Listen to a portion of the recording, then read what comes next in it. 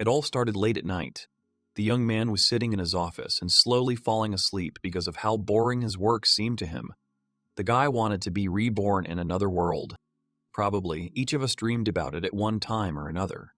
The young man was obsessed with various games and wanted to get such an opportunity to test himself for real. He just wanted to fight mythical creatures and monsters, marry a princess and become a prince. In general, have a bright and joyful life in another world. Only the world he imagined was not supposed to turn out like this at all.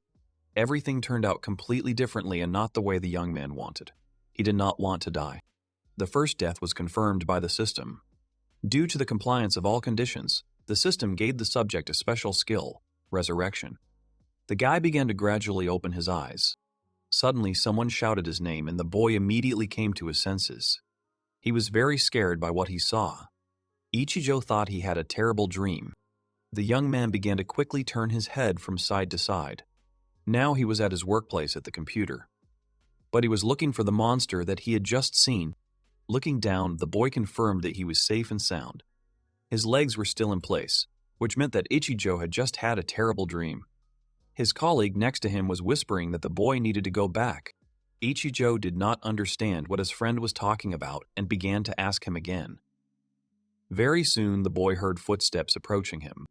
The girl in office clothes grabbed his head and said that the young man had the audacity to ignore his superiors, which was simply disgusting. The boy realized it was Nanase's manager. The girl let him go, and Ichijo immediately fell to the floor. Now said that the boy suddenly passed out, as if his battery had died.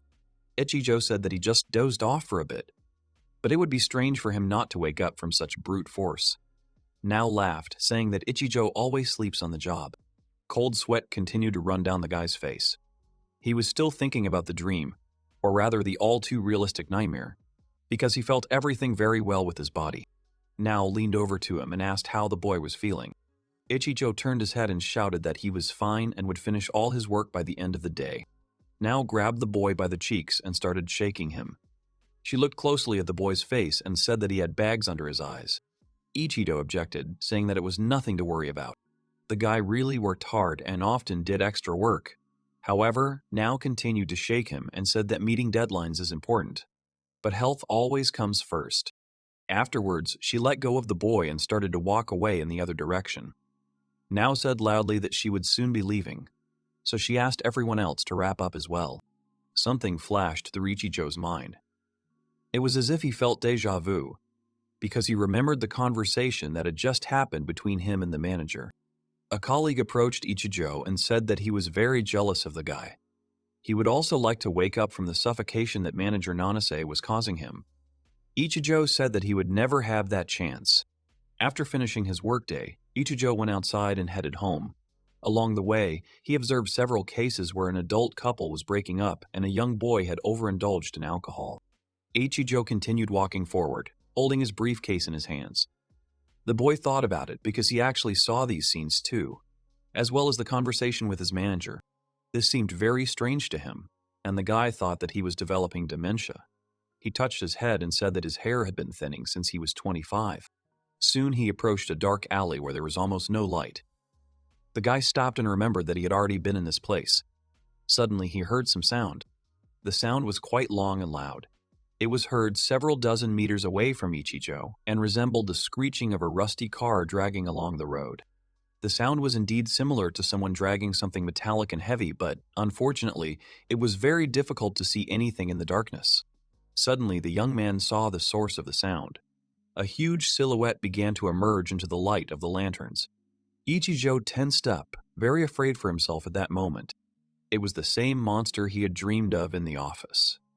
The same bull that had split him in two and started eating him while he was still alive. Ichijo shuddered. Could it be that this monster was not a dream? It simply could not happen in reality, and the young man thought that somewhere a movie was being filmed. The huge bull with the body of a man screamed and his eyes looked in different directions. It was terrible, and after the monster's howl, Ichijo immediately ran away in the other direction. The guy kept saying to himself that this was complete nonsense. He thought that he was going to die, and he was very scared because he didn't want to die. Ichijo continued running when he suddenly turned his head and saw that the Minotaur was already above him, having caught up with its target. It swung its axe and struck the ground.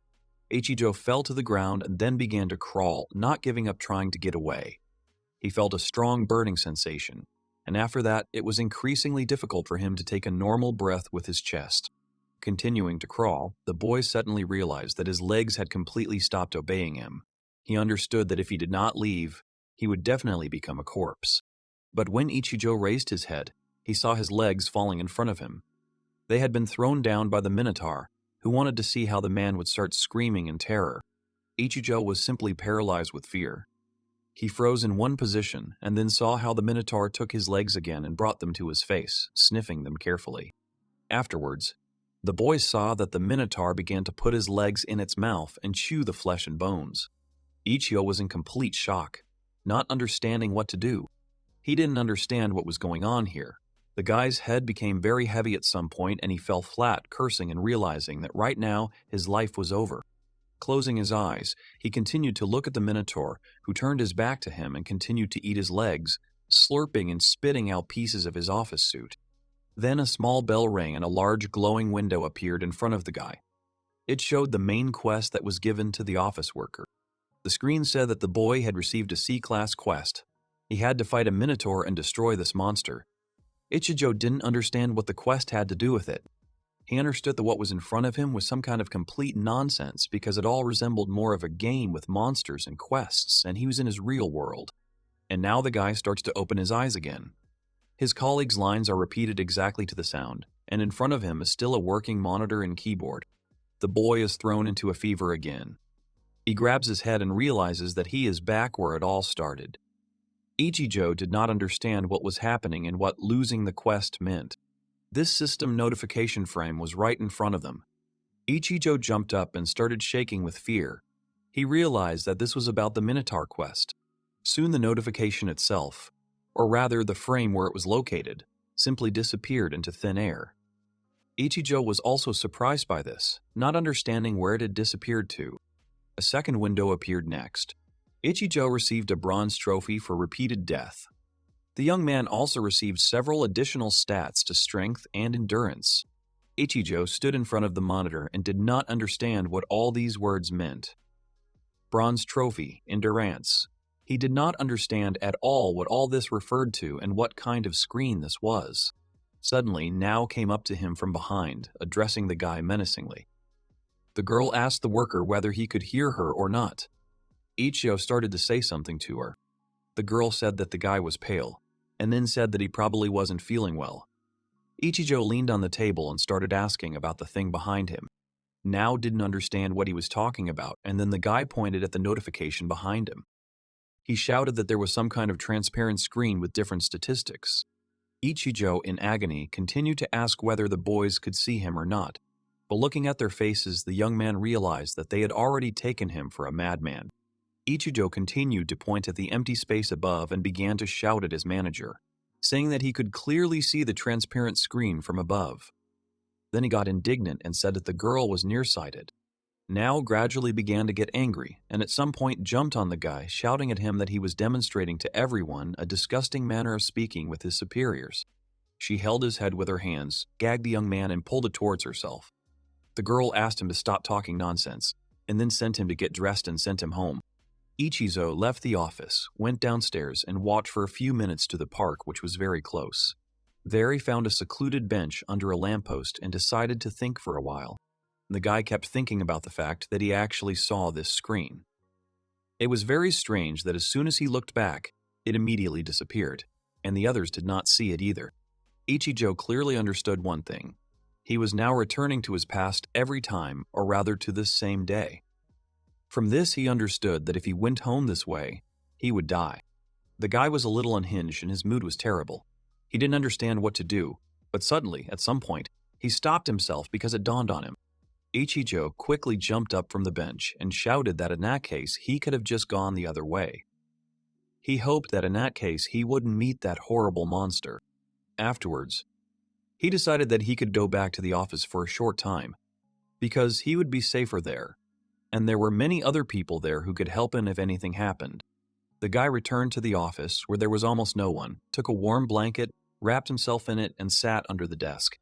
Ichijo realized that he was still scared, but maybe it would work. He was slightly shaken and continued to think, this time about his return after death. The young man increasingly drew an analogy with the games he once played himself. Ichijo felt tired, and his eyes were gradually closing. There were so many incomprehensible things in his head, which was starting to hurt. But he couldn't focus on just that. The boy understood that his main task, which would be better to concentrate on now, was survival. Soon Ichijo's eyes closed completely, and he fell asleep under the table. The boy was lying there, sweetly asleep, letting a little drool out of his mouth. Suddenly, he began to hear noise coming from the street. The boy began to wake up slowly, and then suddenly opened his eyes. He took out his mobile phone with horror and looked at the clock. He realized that he had slept for several hours, and it was already the next day. The young man was shocked by this. He looked at the windows in the office, which were all covered. That's why he didn't see any sunlight to get him up early. At some point, Ichijo realized that he was still alive. The guy was genuinely happy about this because he really didn't die, and it turned out to be very easy. Ichijo stood up from his sleeping place and thought that now would be a good time to have some coffee. He walked over to the machine, made himself a drink, and looked around at the completely empty office. There was no one, and it was strange because today was not a day off. It turns out that everyone skipped work, even the boss. Then he listened and realized that the siren was still sounding in the street. Ichijo continued to stand in the middle of the office and was about to take a sip of his hot coffee when a sharp and very strange sound interrupted him. So much so that he almost spilled everything. The guy put the coffee on the table and turned to the window.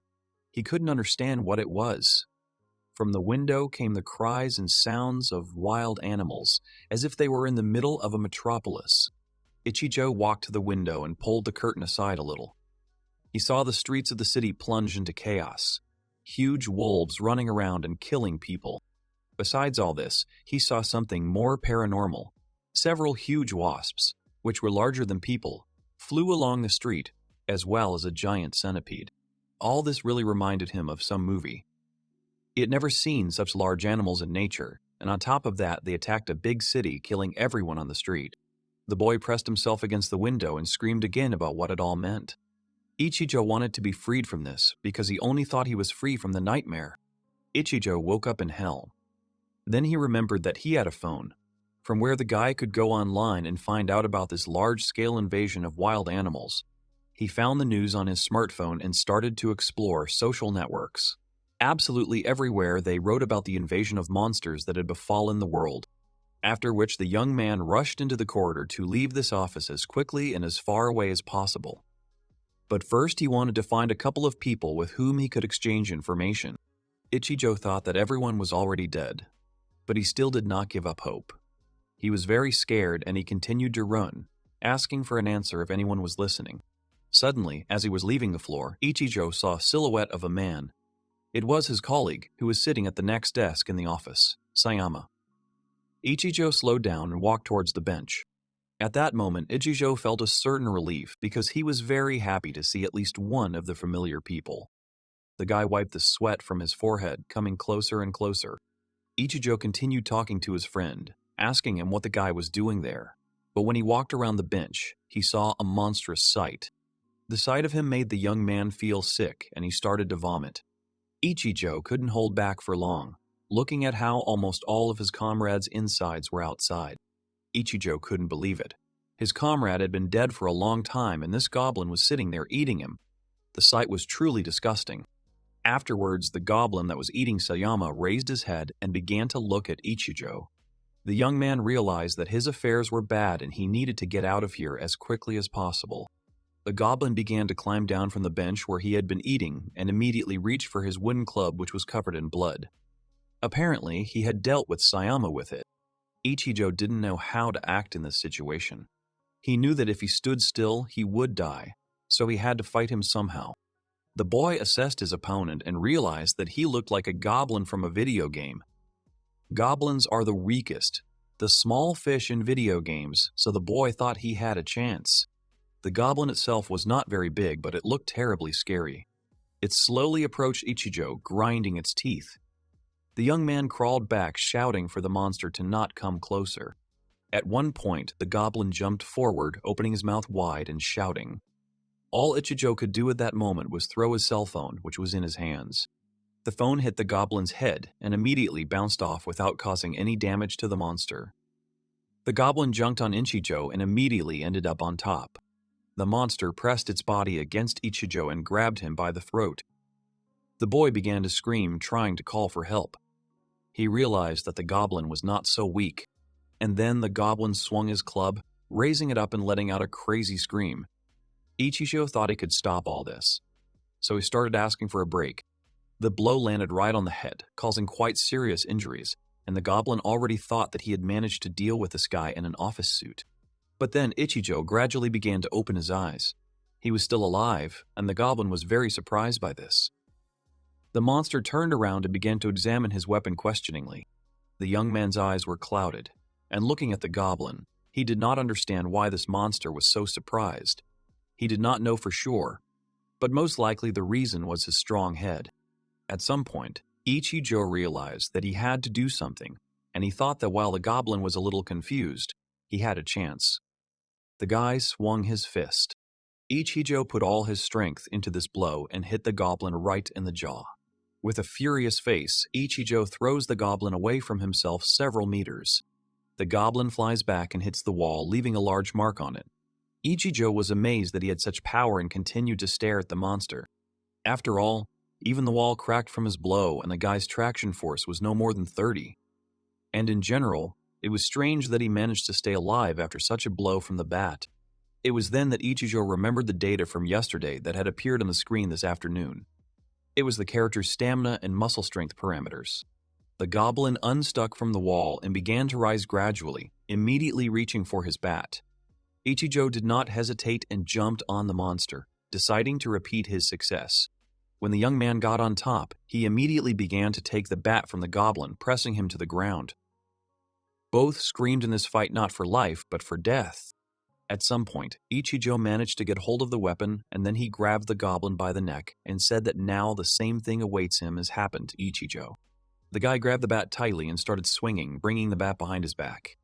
He stood up a little and screamed loudly, lowering the weapon down towards the monster's head. The goblin couldn't withstand even the first blow, and Ichijo continued to beat him, shouting that the guy would be able to survive this day and would not die again. And then it was all over. The goblin's head was a smeared pancake and blood was flying all over the walls and the nearby vending machines. Ichijo knew that he had succeeded, and he was very happy about it.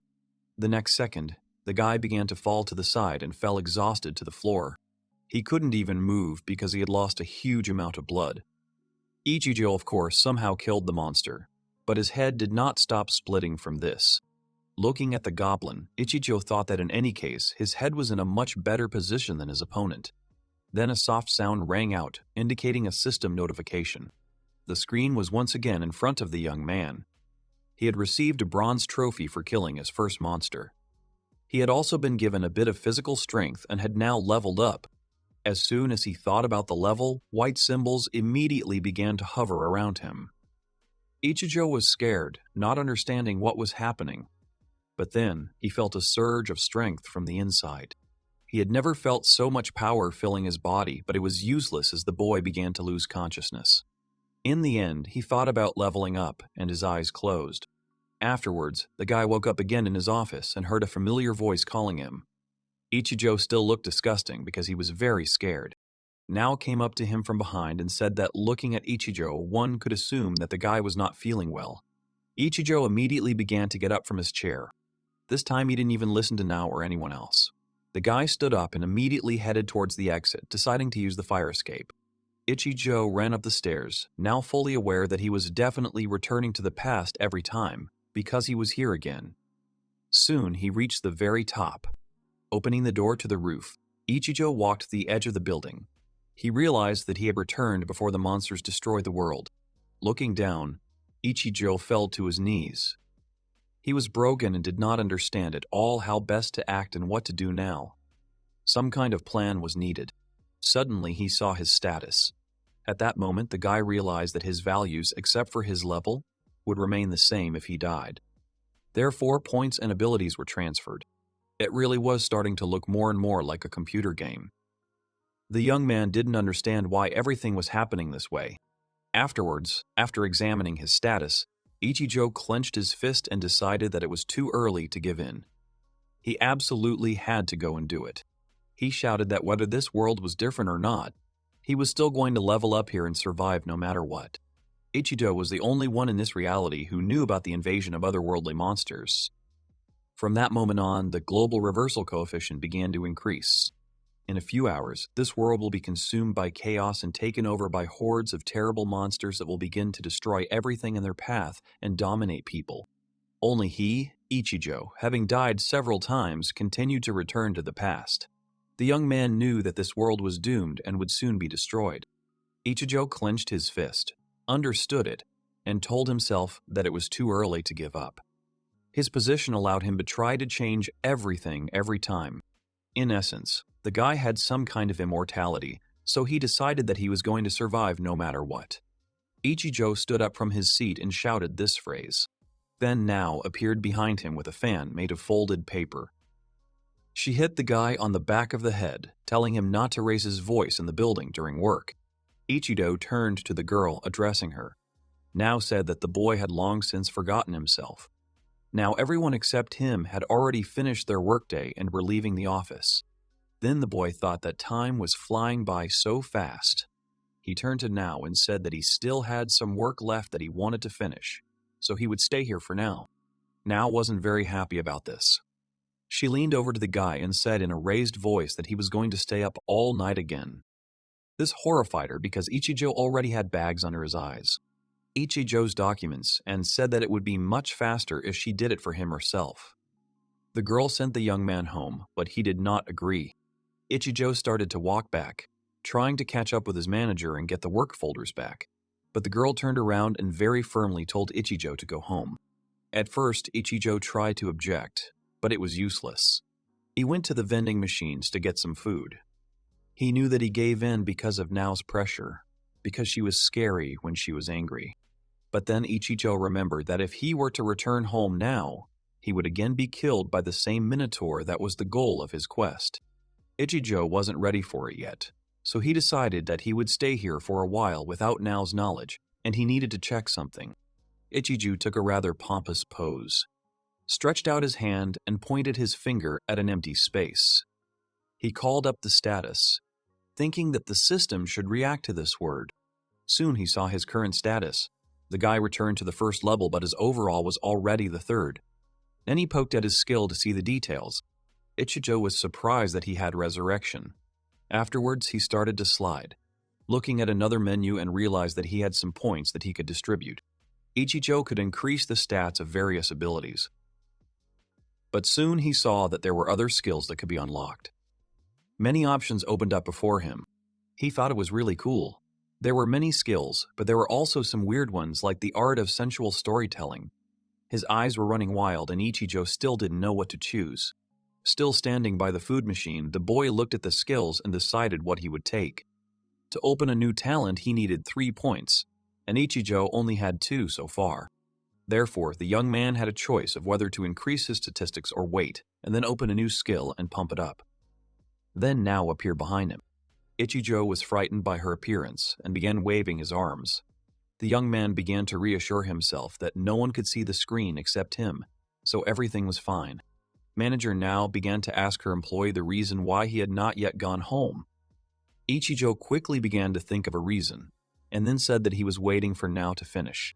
The girl closed her eyes, telling him that he was probably still following the company guidelines manual they were given on their first day. Ichijo didn't understand at first, but Nao immediately said that it said, "Don't leave your boss without going home first." She said that he was the only one who did that. Afterwards, the manager said that they could go home. At this point, Ichijo's primary concern was to safely level up and acquire skills. He needed to be prepared for what was about to happen on the city streets. They began to separate, and Nao stopped, saying that she was going the other way. Ichijo went on after saying goodbye to his supervisor, but before he could go far, the girl called him. Ichijo turned around to listen to Nao. The girl was a little embarrassed, trying to collect her thoughts. Then she said that there were many worries and sufferings in life, and despite all this, she saw how the guy kept a low profile. Afterwards, she came closer and took Ichijo by the shoulder. She, continuing to blush slightly, said that if something was bothering the young man, he could consult Now from time to time. Now also said that a boss's job is to take care of his subordinates, so the guy could completely rely on her, or at least just start sharing his thoughts with her for now. It was obvious that it was not easy for her to say this, because she was very embarrassed. Afterwards, Now quickly turned around, adjusted her bag and said that that was all and they would meet tomorrow. Ichijo understood that in a few hours Now would be overtaken by monsters, but he didn't want to think about it yet. On the other hand, he understood that he couldn't save anyone today.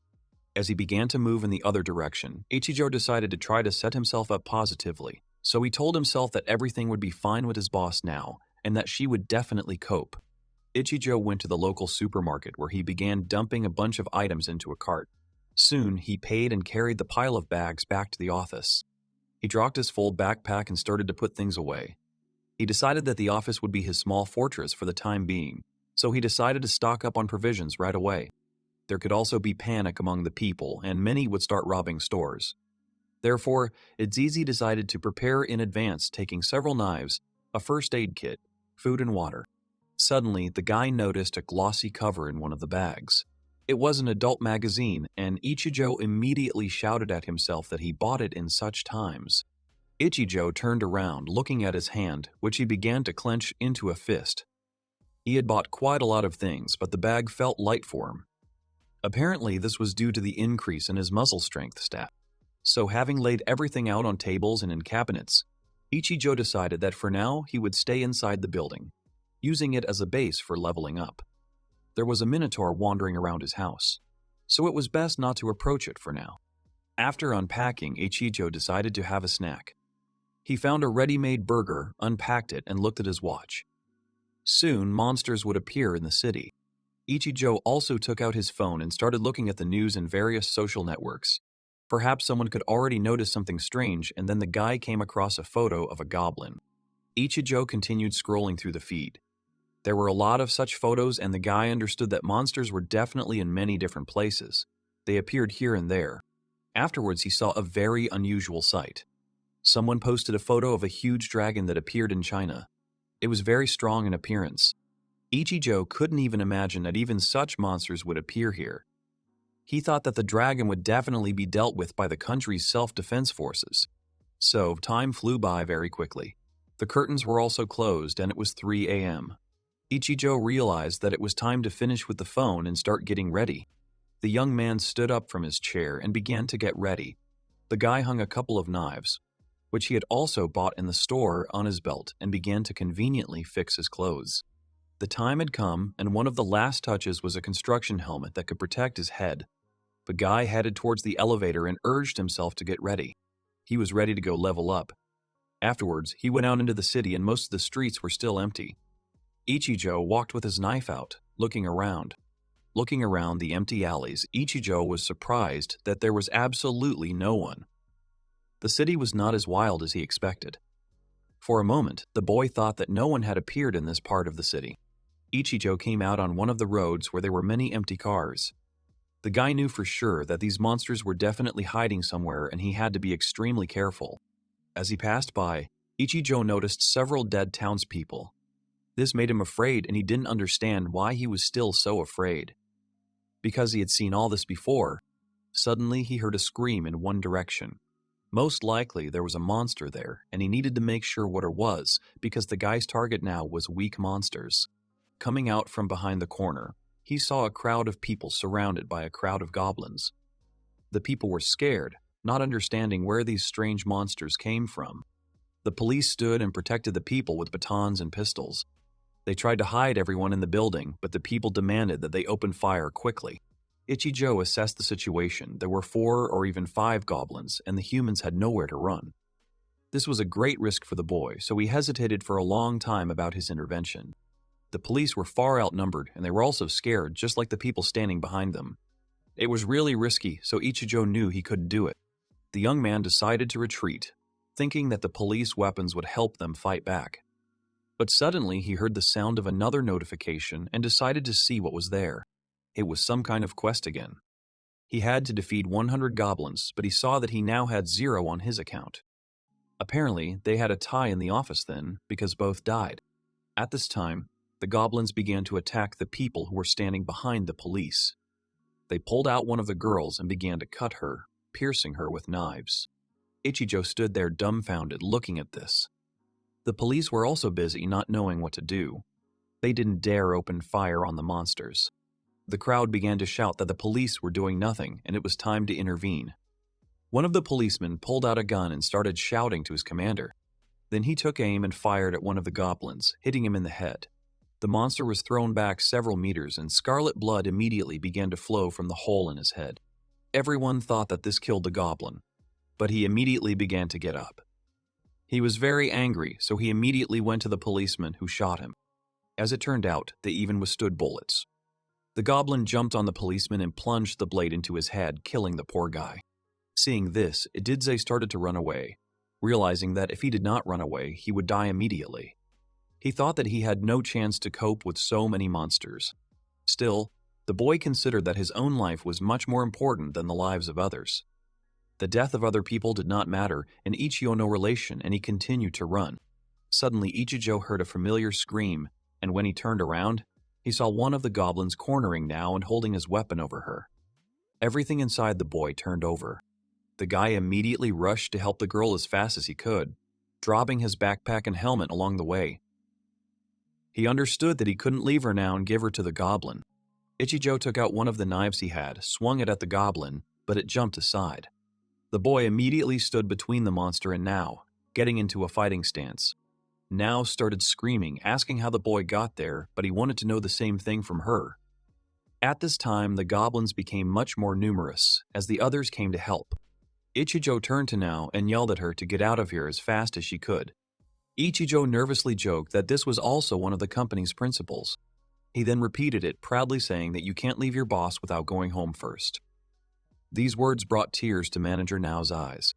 The boy grabbed the knife tightly, realizing that there was no point in hesitating now. He remembered all the times when Nao tried to take care of him and protect him.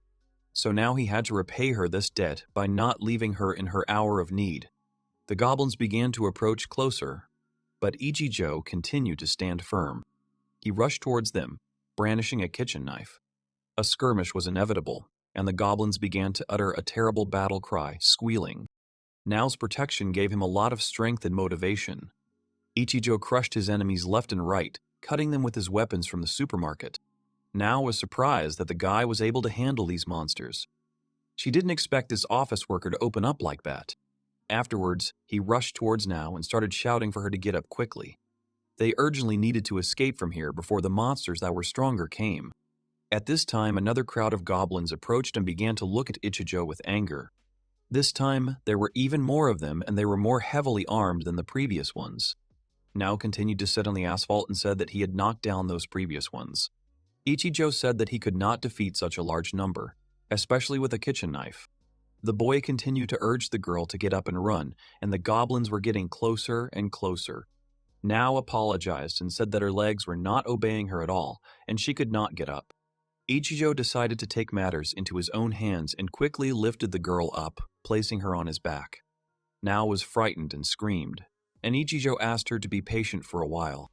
The guy said that they would have to go back to the company for now since it was safe there for now. Ichijo was currently heading towards the office. It seemed they had managed to break away. Ichijo continued to carry the girl on his back, and she said that he was a fool because one wrong step and they could have died. Afterwards, the girl thought that he was really a fool, but she liked his courage. Nao thanked Ichijo but was embarrassed to repeat it when he asked again. Ichijo continued to wonder if he could protect her in this crazy world. They continued to run through the city where there was complete chaos and destruction. Soon, Ichijo and Nao were already in their office. The guy put the girl on the floor and began to examine her wounds. After that, he began to bandage her. Nao asked to be a little gentler because it was painful, but Ichijo said that future wounds could be fatal if emergency measures were not taken in time. Afterwards, he brought a couple of bags and said that they had water and food so the girl could use everything, but in moderation. Ichijo also offered the girl clothes or a wool blanket. The girl rummaged through her things for a while, looking for clothes that would suit her. and suddenly saw something interesting. She called out to Ichijo, asking about the contents. Now picked up the adult magazine and started laughing. Ichijo won over to her and snatched the magazine from her hands, trying to justify himself, looking for a suitable reason. The girl was also embarrassed, just like Ichijo. She said that there was nothing shameful about it, because it was just very unexpected for her. She didn't mean anything unusual. Ichijo took a bottle of water and went to one of the windows. He carefully pulled back the curtain and now immediately asked if he saw any monsters. But the guy said that everything was fine. Ichijo turned to the girl and asked her why she went to the convenience store in the middle of the night.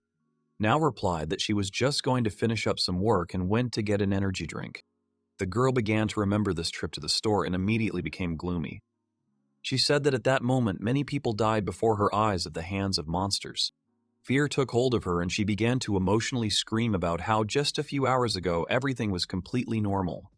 She did not understand where monsters appeared in their world from. These creatures attacked peaceful people, devoured them, and firearms had no effect on them. So apparently, it was not worth relying too much on the self-defense forces.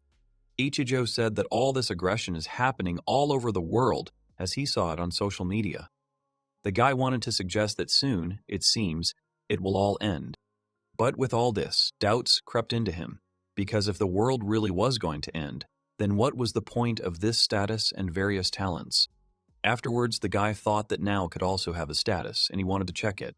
Ichijo decided to ask her to call the status or try to do it. But as soon as he turned around and looked at the girl, now sat down in the corner and fell asleep, hugging her knees. Ichijo decided to bring a blanket and covered the girl, saying that she could rest as much as she needed. It was safe here until the morning. The guy had confirmed this after his last death. However, to survive further, he had to level up anyway. After Ichijo covered now with a warm blanket, he looked at his watch and realized that he couldn't rest forever. Something had to be done to continue to survive. He carefully crept up to the girl and said that he would definitely return alive. The young man asked her to wait for him a little while until he returned here. He walked out into the city, beginning his second attempt at leveling up. Now he needed to find a suitable target to start with, but ideally the goblins would do. Although he could only defeat a single goblin so far, if he encountered a monster that he could defeat while searching for the goblin, he would still fight it. The guy noticed that there was a lot of noise and pillars of fire in the city center. There were a lot of screams and shots, so it would probably be better not to go there. Suddenly, he saw two huge bees flying towards him. Their stinger was covered with something, and Ichijo ducked, hiding behind the car and continued to watch. These bees were really huge and terrifying. As it turned out, there were several people on their stingers who had already died and were hanging there as if on a spit. It was interesting to see where they were dragging them. Ichijo thought that he needed to be more careful now and watch the area above. Suddenly, he decided to turn into a small alley. Turning around, the guy saw something else horrible. People became victims of plants. The plant itself looked like Japanese ivy, which catches its prey and eats it. The young man decided to continue moving for now. There had to be a monster somewhere that he could defeat. Suddenly, there was a noise ahead. At first, Ichijo couldn't see what was approaching him and initially thought it might be a car. But he soon saw that it was a monster running towards him. A large wild boar with massive fangs and a fierce gaze ran straight at Ichijo. The boy understood that he had nowhere to run, and he could not do it. Out of the corner of his eye, the young man saw broken windows at a nearby building and at the last moment decided to rush straight there. He ran towards the windows and made a long jump. The boy made a noise by breaking the remaining glass in the frame and attracted attention. But the boar ran on and Ichijo tried to catch his breath, glad to be alive. Sitting down on the floor, the boy realized that he had escaped. Ichijo also realized that gradually more and more new monsters began to appear in the city, which were becoming stronger. Suddenly, a goblin appeared in front of him, who was alone. The guy was a little scared, and the goblin stared in surprise at his new prey. Ichijo bared his teeth and was about to run away from the goblin. But then he realized that this reaction was already a habit. He had already begun to forget why he had come out in the first place. If Ichijo didn't fight, then his level wouldn't rise, and that meant he wouldn't be able to survive. He took out his knife and thought that the goblin was alone here and without a weapon. Ichijo rushed at him with a knife and immediately stabbed him in the neck, knocking him to the ground. But the goblin continued to wave his arms and try to resist. The vitality of these creatures was abnormal. He plunged his knife into its chest and then stabbed it in the throat. But it was still alive, so Ichijo decided to cut its entire throat. The goblin's skin was quite hard and didn't cut easily. In addition, the guy was armed with a kitchen knife, which was not suitable for fighting monsters. The goblin continued to fight back with all the strength he had left, pushing his paws into the boy's face. But Ichijo at some point firmly said that it was time to stop. Ichijo was very angry, so he raised the knife higher and slashed at the goblin's head. It immediately separated from the body and flew towards the broken windows. Ichijo sat down, leaning his elbows on the shelf. He leveled up and opened an account in his new quest. The guy had already died twice and didn't think it was possible to get used to it.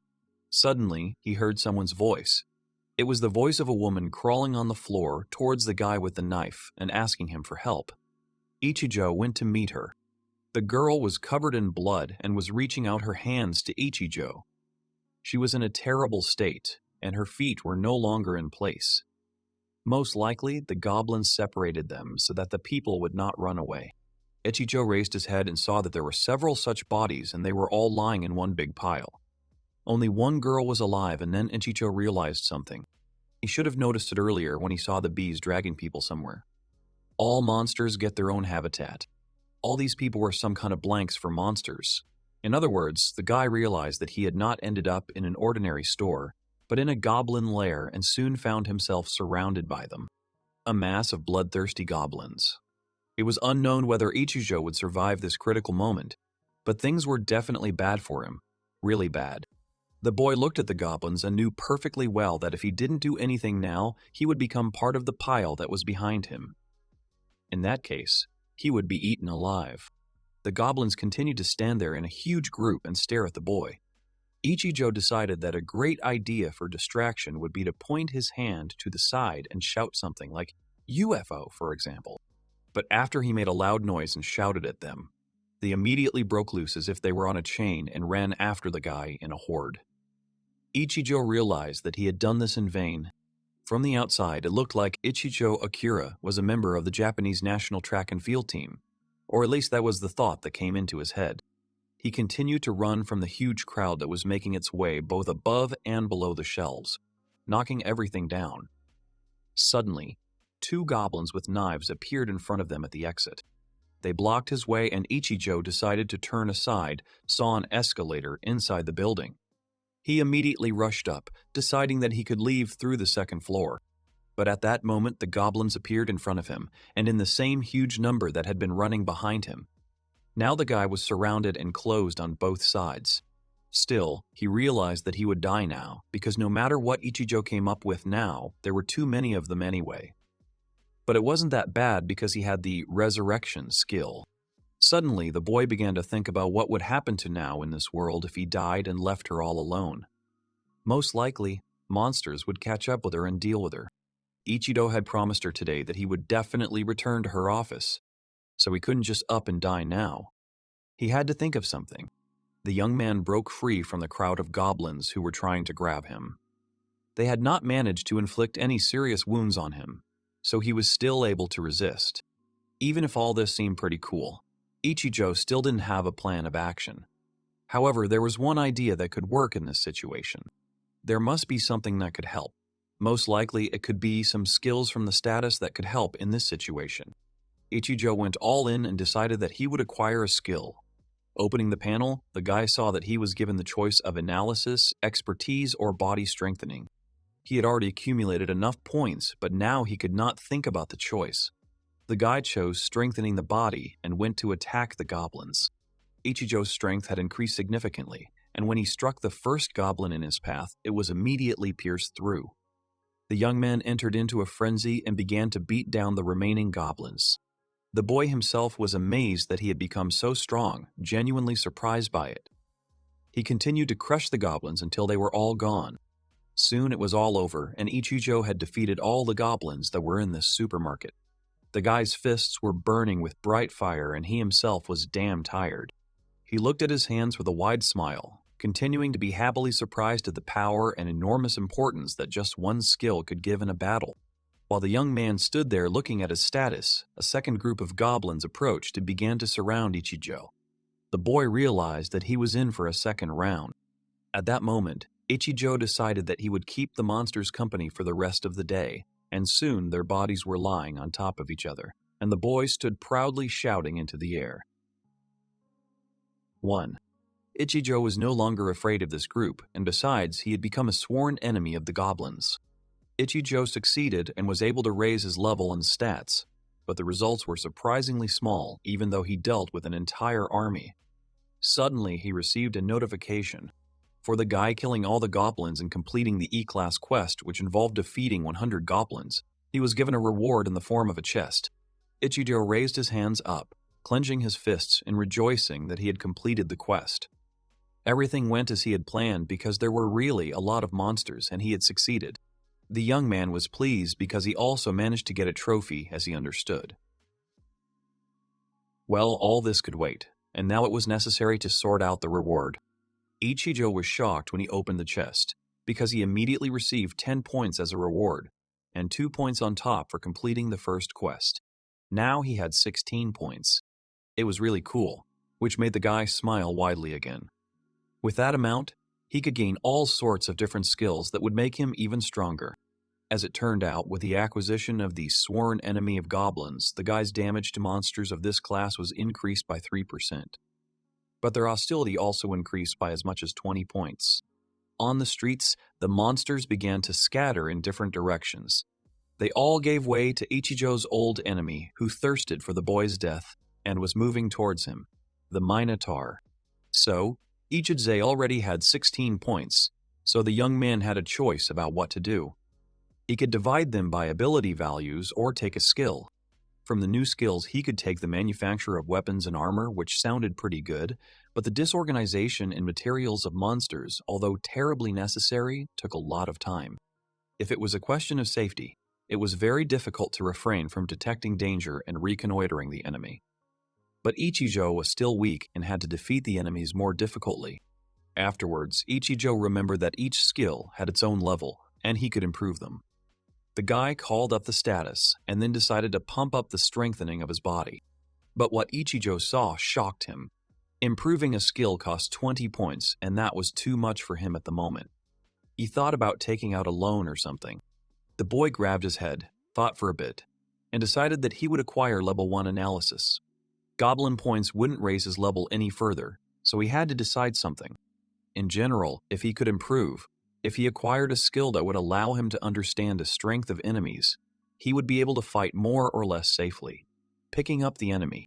After pumping up his analysis, Ichijo decided that he would use the remaining points to strengthen his second-level body for now. After looking around the store, Ichijo decided that this would be the best decision. The guy looked at the dead goblin and called up the analysis function. He immediately saw the monster's statistics, determining its level and indicators of endurance, speed, and so on. The goblin's vitality was 12, almost the same as Ichijo's now. He began to examine the other goblins and realized that they were all surprisingly tough. It was time to get out and move on. Ichijo pulled out his phone and looked at the time. It was still morning and he was afraid that something might have happened to Now during this time. Ichijo ran out into the street, jumping over a broken window, and as soon as he found himself on the road, he immediately saw 2 wolves who were angrily walking towards him. After looking at the wolf's status, the guy saw that the gray wolf was level 13 and had quite high speed indicators, 50, as well as high endurance and muscle strength. In general, to sum it up, Ichijo realized that the wolf's data was much higher than his. He did not know whether he could overcome them and looked towards the animals. The wolves took a few more steps towards him, baring their teeth, but then immediately disappeared with one deft movement, jumping out in the other direction from the young man. Ichijo smiled, scratching his chin. The boy did not understand why they ran away and thought that they were afraid of him. Apparently, such power emanated from him that it was impossible to hide. But it was time to go, so Ichijo decided that now was not the time to be careless. The boy hurried towards the office where he had set up a temporary base. It was very strange that the city was silent. There were no shots or screams, and there were no signs of monsters nearby. Suddenly, Ichijo heard some strange sounds behind him, but they were familiar to him. This scraping of metal that was dragged along the asphalt. The guy turned his head tensely. It was the same Minotaur boss. Ichijo guessed that the situation in the city might have changed because of him. He was still at a decent distance, so it was possible to escape. But after that, Ichijo decided that he would push these thoughts away and far away. By laying down 100 goblins, Ichijo thought that he would be able to compete with the boss. But Ichijo was already completely different, much stronger. He decided to apply analysis and saw that the boss was level 45. His indicators were off the charts and he realized that it was impossible for him to win now. The difference was simply enormous, so now there was no doubt. Ichijo began to run as fast as he could from the boss, realizing that he could not even determine how many times stronger he was than the goblins. Ichijo was very wrong then. He was just prey for the Minotaur. The monster caught up with the guy and with a blow of his axe threw the guy into the neighboring building. Ichijo flew several dozen meters and made a hole in the building, hitting a window on the 6th floor. Blood from the impact flew across the walls and windows even burst at the other end. Ichijo was lying among the rubble of the floor near the stones with reinforcement. Now he clearly understood that he could not defeat him and he needed to urgently think of how he would escape. The boy stood up and started running along the windows of another office building, pressing the wound on his hand, received from the collision. He was thinking about now. Suddenly, the boy saw a new message from the system. The global reversal rate had exceeded 1%, causing the initial strength of the monsters to increase. Ichijo continued running, not understanding what was being said. He didn't know what this global coefficient meant and how it could affect the strength of monsters in this world. There was no time to deal with this because the main task now was to escape from the Minotaur. Suddenly, the monster unexpectedly appeared in front of Ichijo, jumping onto the floor and breaking through it. At that moment, the guy looked at him and saw that the Minotaur was already level 80 and all of his stats had increased by almost 50%. He became much faster. Along with the speed, his health and size increased. The Minotaur swung his axe, and in one blow, Ichijo was reduced to dust. The system confirmed the 4th death. After another resurrection, Ichijo jumped up from his chair and began to hug now. The girl immediately became embarrassed and did not understand what was happening at all. She thought the guy was trying to hit on her, so she immediately slapped him on the cheek, screaming at the guy to control his actions at work. Ichijo fell to the floor, and the girl added that the boy was behaving very stupidly. If someone saw them, she wouldn't know what to do next. At that moment, Ichijo began to gradually come to his senses. The boy grabbed his head and realized that he had died again. This scared him, and he realized that he was absolutely pinned down. He remembered the Minotaur and realized that even at level 45 he was just a monster, and now he was level 80, which made him even stronger, almost twice as strong. Then he remembered that before his death he had seen some kind of notification. There was something about that very reversal coefficient that gave the monsters a boost. It was necessary to study it more carefully to understand the reason for the increase in the boss's power. The percentage exceeded 1 in the afternoon. As Ichijo recalled, it was a nightmare because the more time passed, the stronger the monsters became each time. So scared, Ichijo thought that he could only run away. He understood that with such progression he definitely wouldn't be able to defeat them. There really were no reasonable options except escape. The guy called himself a taxi. When Ichijo got into the car, he was greeted by a man in a black suit and shirt. The young man asked for a ride to Kanagawa and said he would pay more for speed. Ichijo wanted to get as far away from this city as possible. After he managed to ensure safety, he knew that only then would he return for now. They continued driving along the highway, and then their attention was drawn to a huge boar walking along the road. The taxi driver said that they were very rare to meet in the city. Ichijo understood that monsters were gradually starting to come to the city. He conducted an analysis and found out that the boar was level 12 and had fairly average stats, close to wolves. The guy had a bad feeling inside, and soon the taxi driver shouted something and began to brake sharply. The car immediately went into a skid, moving off the road. Ichijo shouted what the reason was, and the taxi driver looked ahead in horror and said that something terrible was right in front of them. The young man looked at the windshield. In front of them was one of the machines, which was divided into 2 parts and very evenly.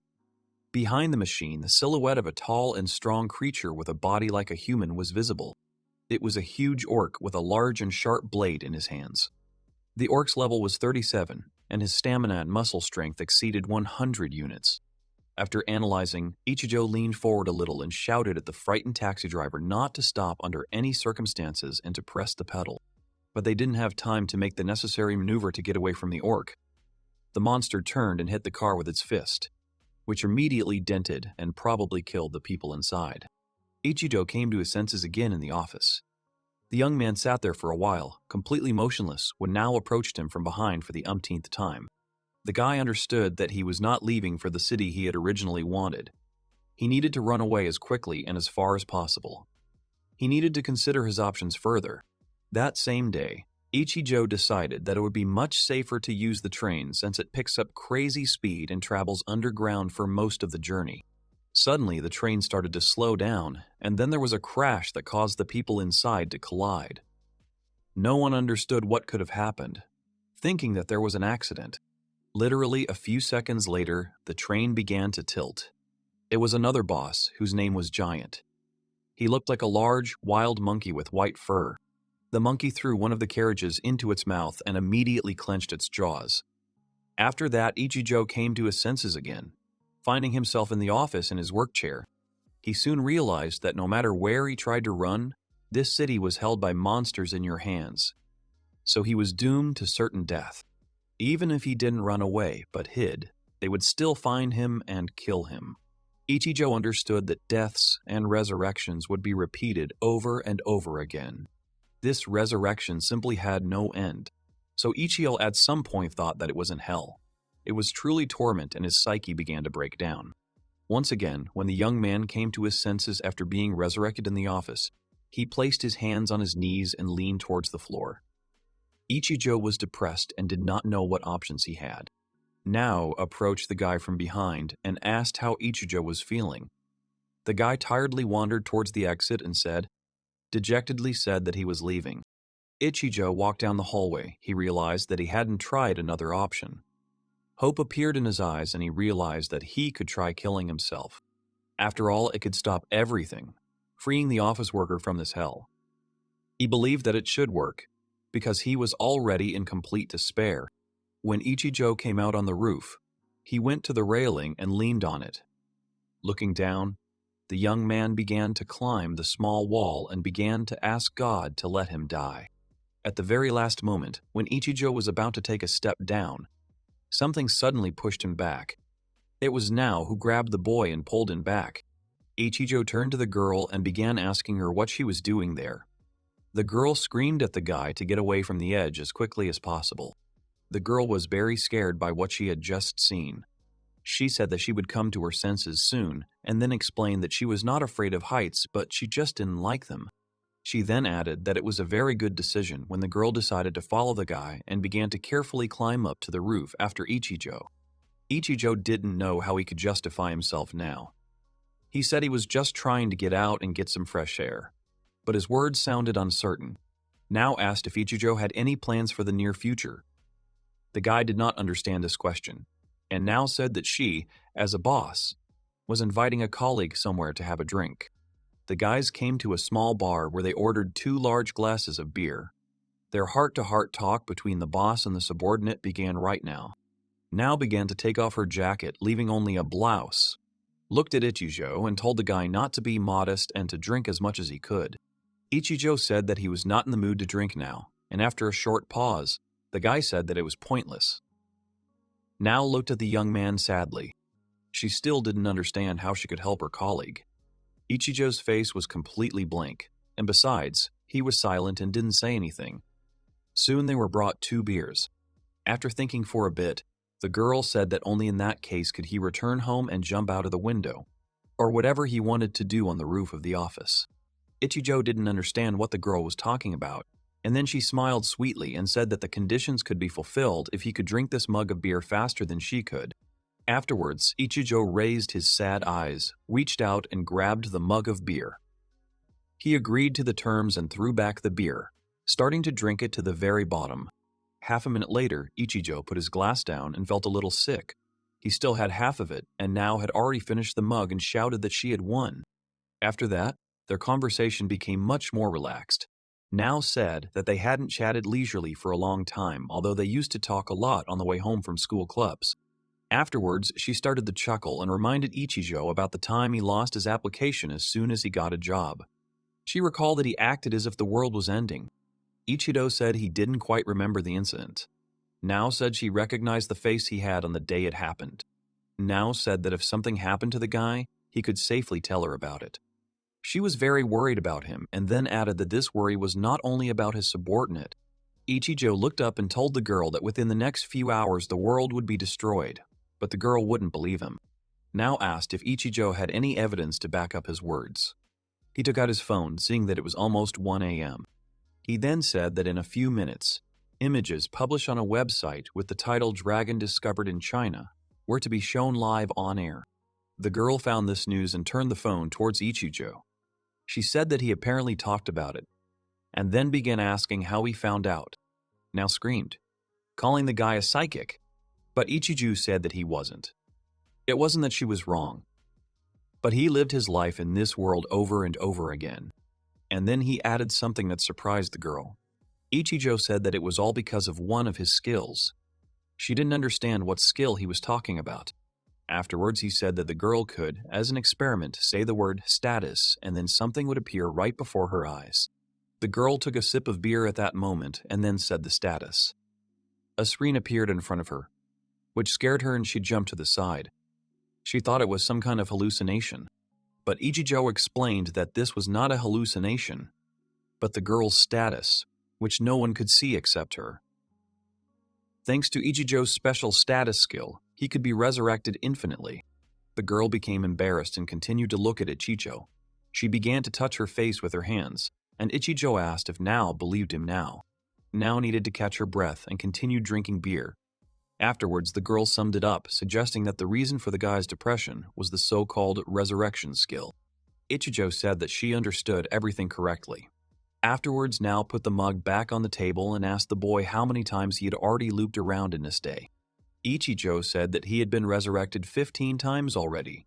It was really a lot, and then Now asked about what happened to people when monsters appeared in the world.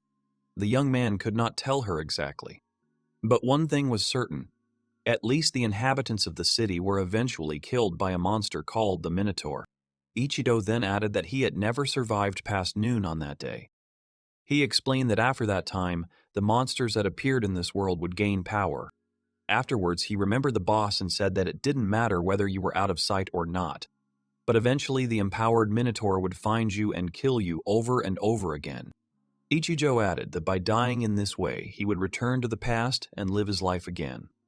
And when he was killed, in theory, he could not really die from this, and this was repeated constantly. The guy screamed in panic and said that he didn't know what to do anymore. No matter what level or skill he had, it was all pointless since the monsters got stronger. He was well aware that he could not escape from this hell, and it was also completely useless to talk to anyone about it, because the day would repeat itself again. After a short silence, Ichijo began to rise from his seat and said that Now would not be able to understand him either. Since the boy was already tired, he asked to just leave him alone. The girl's face darkened and she grabbed her beer.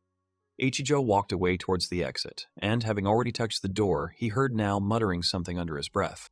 Here the girl jumped up and shouted that the guy had completely forgotten himself. She pointed her hands in his direction and told him to quickly sit down in his place. Because the conversation was not over, Ichijo thought that the girl had drunk too much, even though they had been having a very serious conversation the whole time. He walked up to Now and she started to pull him down to the floor with her. The girl screamed that the guy had gone completely limp. She urged him to try to defeat the Minotaur while he was not yet strengthened because it was quite logical. Ichijo said he saw no hope for peace after this.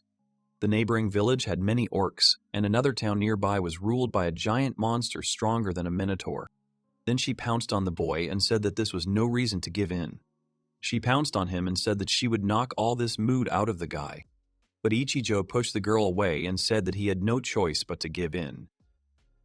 If it were possible, he would prefer to die right now. Afterwards, the guy shouted that he didn't want to live in this lonely world at all because no one needed him and therefore he wasn't going to fight and suffer for some unknown reason. At that moment, Nao started crying and told Ichijo not to say such things. The girl said that he was not alone and no matter when or in what world he was, she would be on his side anyway. Ichijo said that he left Nao to die when he tried to escape several times. The girl said that he doesn't have to worry about her. If she could laugh and drink with him in the end, so be it. She believed in him and asked him not to give up, but to seek justice and win. She continued to scream, shedding tears, saying that no matter how bitter and hard it was, she would still support him, no matter how things turned out. She pressed herself against the boy and added that Ichijo should never again talk about his death in front of her, calling him a fool. Ichijo looked at the girl and understood. He had died so many times and always forgot one very important thing that he had once set for himself. The guy completely forgot that he had promised to protect this girl no matter what it cost him. Now completely gave in and began to cry, repeating that she should never hear another word about his death. After they finished their beer, Nao pulled her knees up with her hands and said that she had behaved very badly. Ichijo handed her a glass of water and told her not to be sad. Nao agreed that she would need water now. Then the guy said that her mascara was all running, which made her cry again, thinking that she looked ugly. Afterwards, Ichijo smiled for the first time that evening and began to laugh. He said that the girl was really being stupidly frank, which he really liked. Afterwards, he reached for his full glass of beer and started drinking it. Nao said that the stupidity was unnecessary and then urged the guy to be more serious. He emptied the mug completely, drinking it down to the bottom and then loudly set it down on the table. Ichijo declared that he would fight the Minotaur and Nao supported him, saying that she would be with him. But the young man immediately said that he would not be able to win it yet, so he would need to relive his life a few more times to become much stronger. Nao also started to smile and then shed another tear. The girl said that in that case, the real her from this world breaks up with the guy. Afterwards, Ichijo said that he didn't know exactly when he would have the opportunity, but he would definitely save the girl and take her with him. Nao said that she would wait. This city will sooner or later be destroyed by the Minotaur, so if such a future cannot be avoided, then he and Na will die anyway. Ichijo a lot and he told himself that he would not run away anymore and, no matter what, he would defeat the Minotaur and a determination for revenge was born in his eyes. After Ichijo and Nao spent time at the bar, the boy went back into town to find monsters that he could level up on. Ichijo opened his status and realized that even though he said he would defeat the Minotaur, now with his current level and difference, there was no point in even trying. He needed to level up. Walking around the city ruins, the guy again came across the corpses of goblins and remembered that these monsters would no longer increase his level and he needed to find another target. Ichijo armed himself with a goblin knife and headed towards the subway. Walking along the platform, the guy cautiously looked around in all directions, expecting some kind of ambush. It was suspiciously quiet and deserted, which created additional fear and a similar atmosphere. Soon, as he walked forward, he saw the lid of one of the garbage bins fly off. Right in the young man's path lay 2 metal containers intended for storing garbage. One of them started making noise, and Ichijo immediately headed towards him. The guy thought that it could well be a monster, like a goblin, because the tank itself was quite small. Nevertheless, he decided to kill him just in case. Ichijo went, bent down to the ground and pointed the knife in the direction of the noise.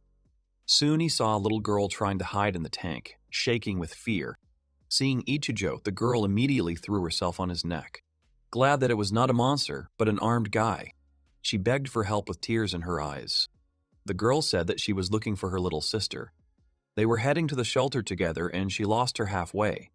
Then she went back to find her, but met a monster. Ichijo closed his eyes and began to think about what he should do now. The boy asked the girl the reason why she climbed into the tank. Because it made a lot of noise and was a bad place to hide. The girl hugged the boy tightly, saying that she was very scared. She called Ichijo uncle, but the boy did not like it and said that he was only 25 years old. The child continued to shake with fear. She literally clung to Itaizi's hand. At some point, the guy pulled her away, saying that everything was fine and he couldn't protect them with one hand. Ichijo wasn't too happy with the turn of events. The guy understood that he needed to raise his level as quickly as possible and not waste time on such things. They walked forward together, and then Ichijo decided to ask the girl how she decided to go looking for her sister when she was so afraid of everything. The girl explained that she could not stand still when she thought that her sister might be in danger and crying somewhere, so she had to find this child. As they continued to walk forward, Ichijo suddenly saw small stems from a plant on the floor. They were moving and resembled small tongues. This plant was definitely a trap. The boy turned and shouted sharply at the girl not to step on those stalks. She was already close, but immediately pulled her foot back. Ichijo began to explain that these tongues were a monster. It was called a man-eating plant. If the girl stepped on it, the monster would grab her body and pull her inside. The guy saw that the girl became even more scared from this and began to calm her down, telling her not to be afraid because nothing would happen if she didn't touch them. Ichijo urged the child to pull herself together and come to him. The girl began to stamp her feet, saying that her legs were numb and she could not move from her place now. At some point, when Ichijo shouted at her again, she lost her coordination and began to fall forward right onto that very plant. Ichijo didn't lose his head and immediately picked up the girl, took her in his arms. The guy asked if everything was okay and then returned her back to the ground. The girl thanked the guy, trying to stay on her feet on her own. Ichijo realized that this path would be quite difficult because she was just a burden for the guy. Suddenly something caught her eye and she stared into the distance. Ichijo thought that she was scared of something again and asked her what happened this time. The girl saw her sister's backpack. She immediately started running towards him, loudly shouting her sister's name. Ichijo was afraid that she might attract attention with such noise and rushed after her. As they turned the corner, they saw the man-eating plant holding a little girl in its stems. Ichijo immediately performed an analysis, and the monster turned out to be level 9, which suited him. Mei, seeing her sister, began to cry even louder.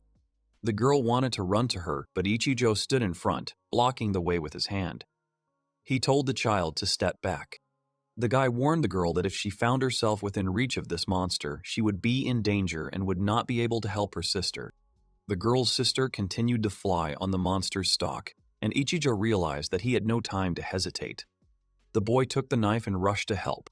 With a sharp jerk, he quickly closed the distance to the monster. Ichijo didn't bother looking for a weak spot, so he planned to simply cut the plant into several pieces, which would definitely put an end to it. The guy was wielding his knife, swinging it in different directions. But at some point, the cannibal swept him aside with one of his powerful coils and hit him against the wall. At that moment, the guy realized that one expedition to the goblins would not be enough.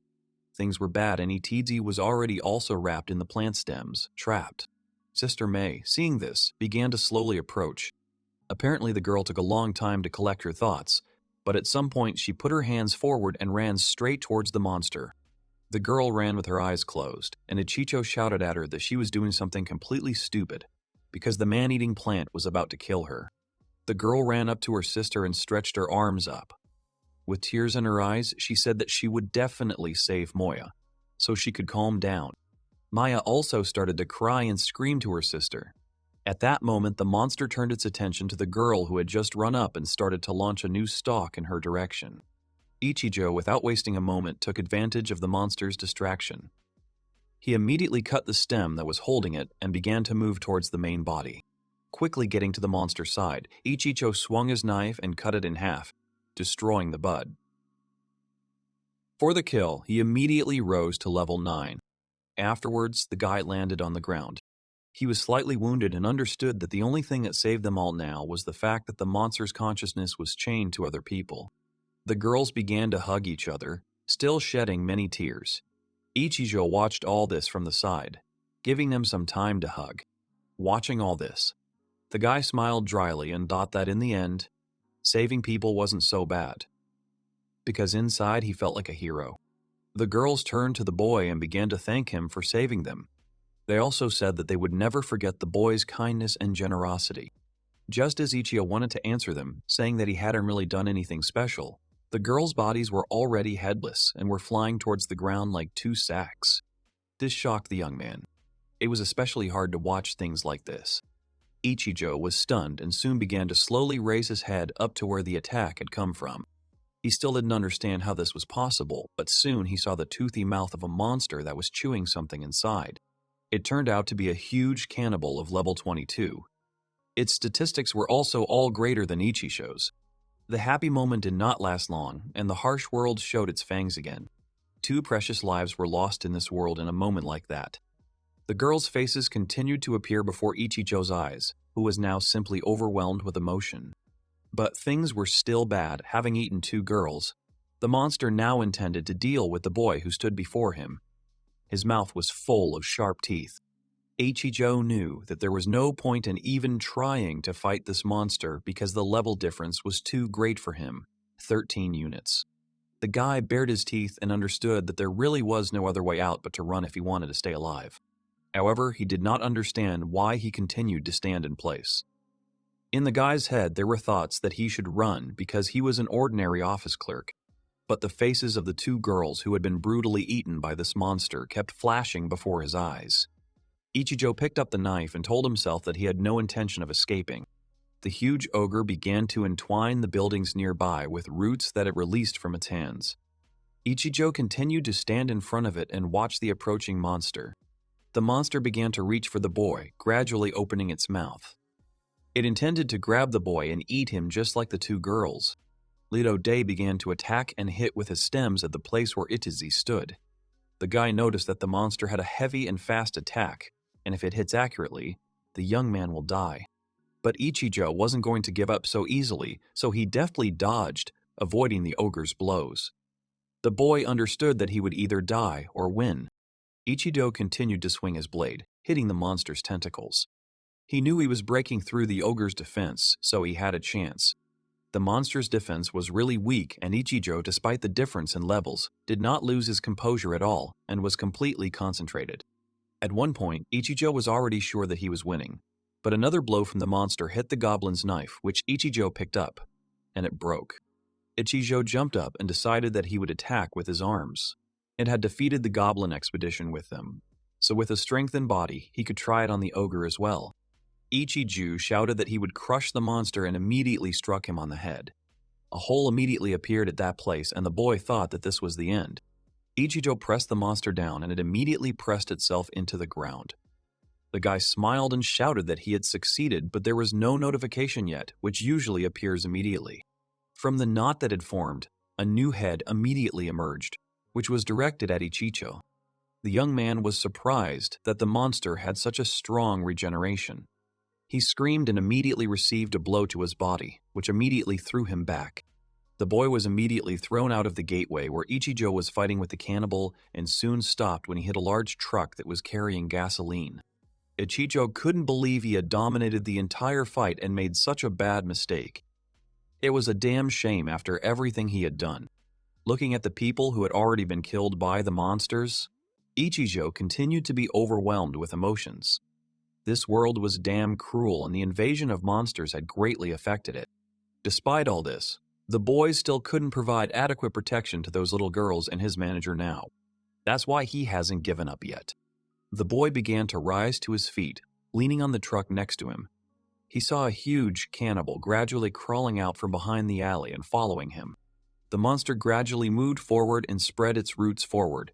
It let out a terrifying scream that went right to the bone. But Ichijo still wasn't going to give in, and decided that he couldn't give in now. He had already put in a lot of effort. The guy started to lift the huge fuel tanker. Strengthening the body gave really powerful indicators and capabilities. Ichijo tore it off the ground and threw it towards the monster, shouting that it was going to be hot now. A large explosion occurred between the 2 buildings, after which the flames extended for several dozen meters in different directions. The fuel truck hit the cannibal straight away. The buildings were destroyed, and the fire continued to burn. Ichijo noticed that the monster had shrunk quite a bit and was unable to fully regenerate at the moment. There was no way to lose the opportunity, so the guy immediately rushed there. He grabbed the plant and said that even plant monsters were vulnerable to fire. That was the rule of the world. After killing the cannibal, Ichijo's level was increased by 6 units at once and was now 15. Ichijo also received a lot of additional points that could be spent on skills. Afterwards, the boy went to get the bodies of the 2 girls and decided to bury them nearby in the forest.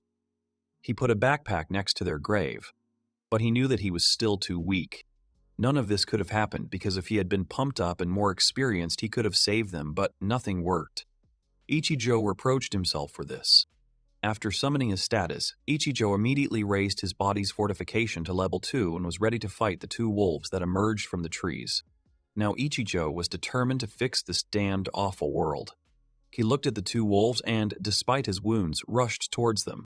Ichijo stood on the roof of one of the houses and looked out for the huge monster, waiting for it to approach at a comfortable distance for the guy. When the giant centipede started to rise up, the boy immediately jumped out and rushed towards it. During this time, Ichijo was able to come up with one of the great tactics. When the monster passed right above him, the centipede would expose its vulnerable spot, its soft belly. That's where Ichijo would strike, instantly destroying this type of monster. The young man soon descended and triumphed.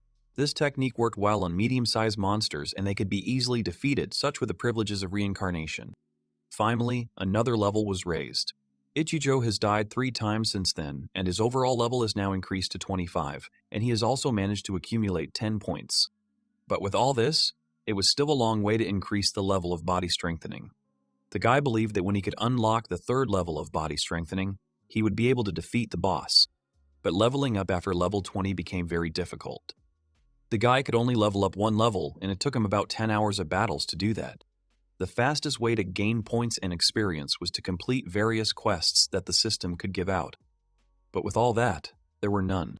The huge number of monsters in the city were already too easy and did not bring a lot of experience, but rather just took up a lot of time. The main quest was connected with conquering the Minotaur, and it was the only one now.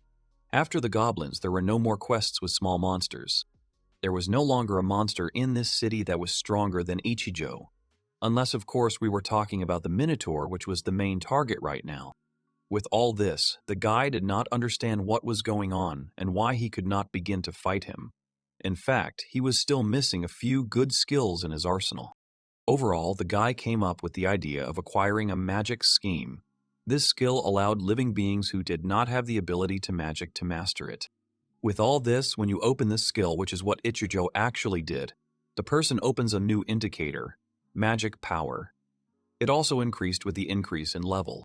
So if Ichijo leveled up and increased the value of that very power and combined it with that skill, then even at level 30, he would be able to compete with the Minotaur. So Ichijo looked at his hand, confidently clenched his fist, and told himself that there were only 5 levels left, and he would be fully prepared for his final battle. The young man went to level up on various monsters. These were all he could find, but more often the guy attacked the lairs that he managed to track down. These included wolves and various snakes. Ichijo even had to travel to neighboring cities to find worthy opponents and level up as quickly as possible. The guy kept dying over and over again. Soon his figure exceeded 20 deaths. But he did not give up, continuing each time to continue on the path to his goal. He only dreamed of being able to defeat the Minotaur and save now. Soon the guy was able to raise his level to 30 and also earn the bronze trophy Hunter. Once again, the guy woke up in his office. He was no longer surprised by anything and looked quite tired. His plan for every Sunday was the same. Now would walk up to him every time and grab him from behind, yelling at him for having the nerve to ignore his superiors. The boy showed no signs of resistance.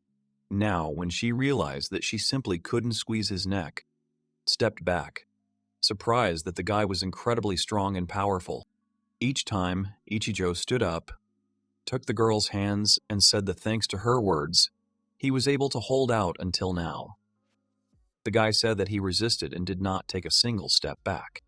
Afterwards, Ichijo thanked the girl from the bottom of his heart, continuing to look into her eyes and hold her hands.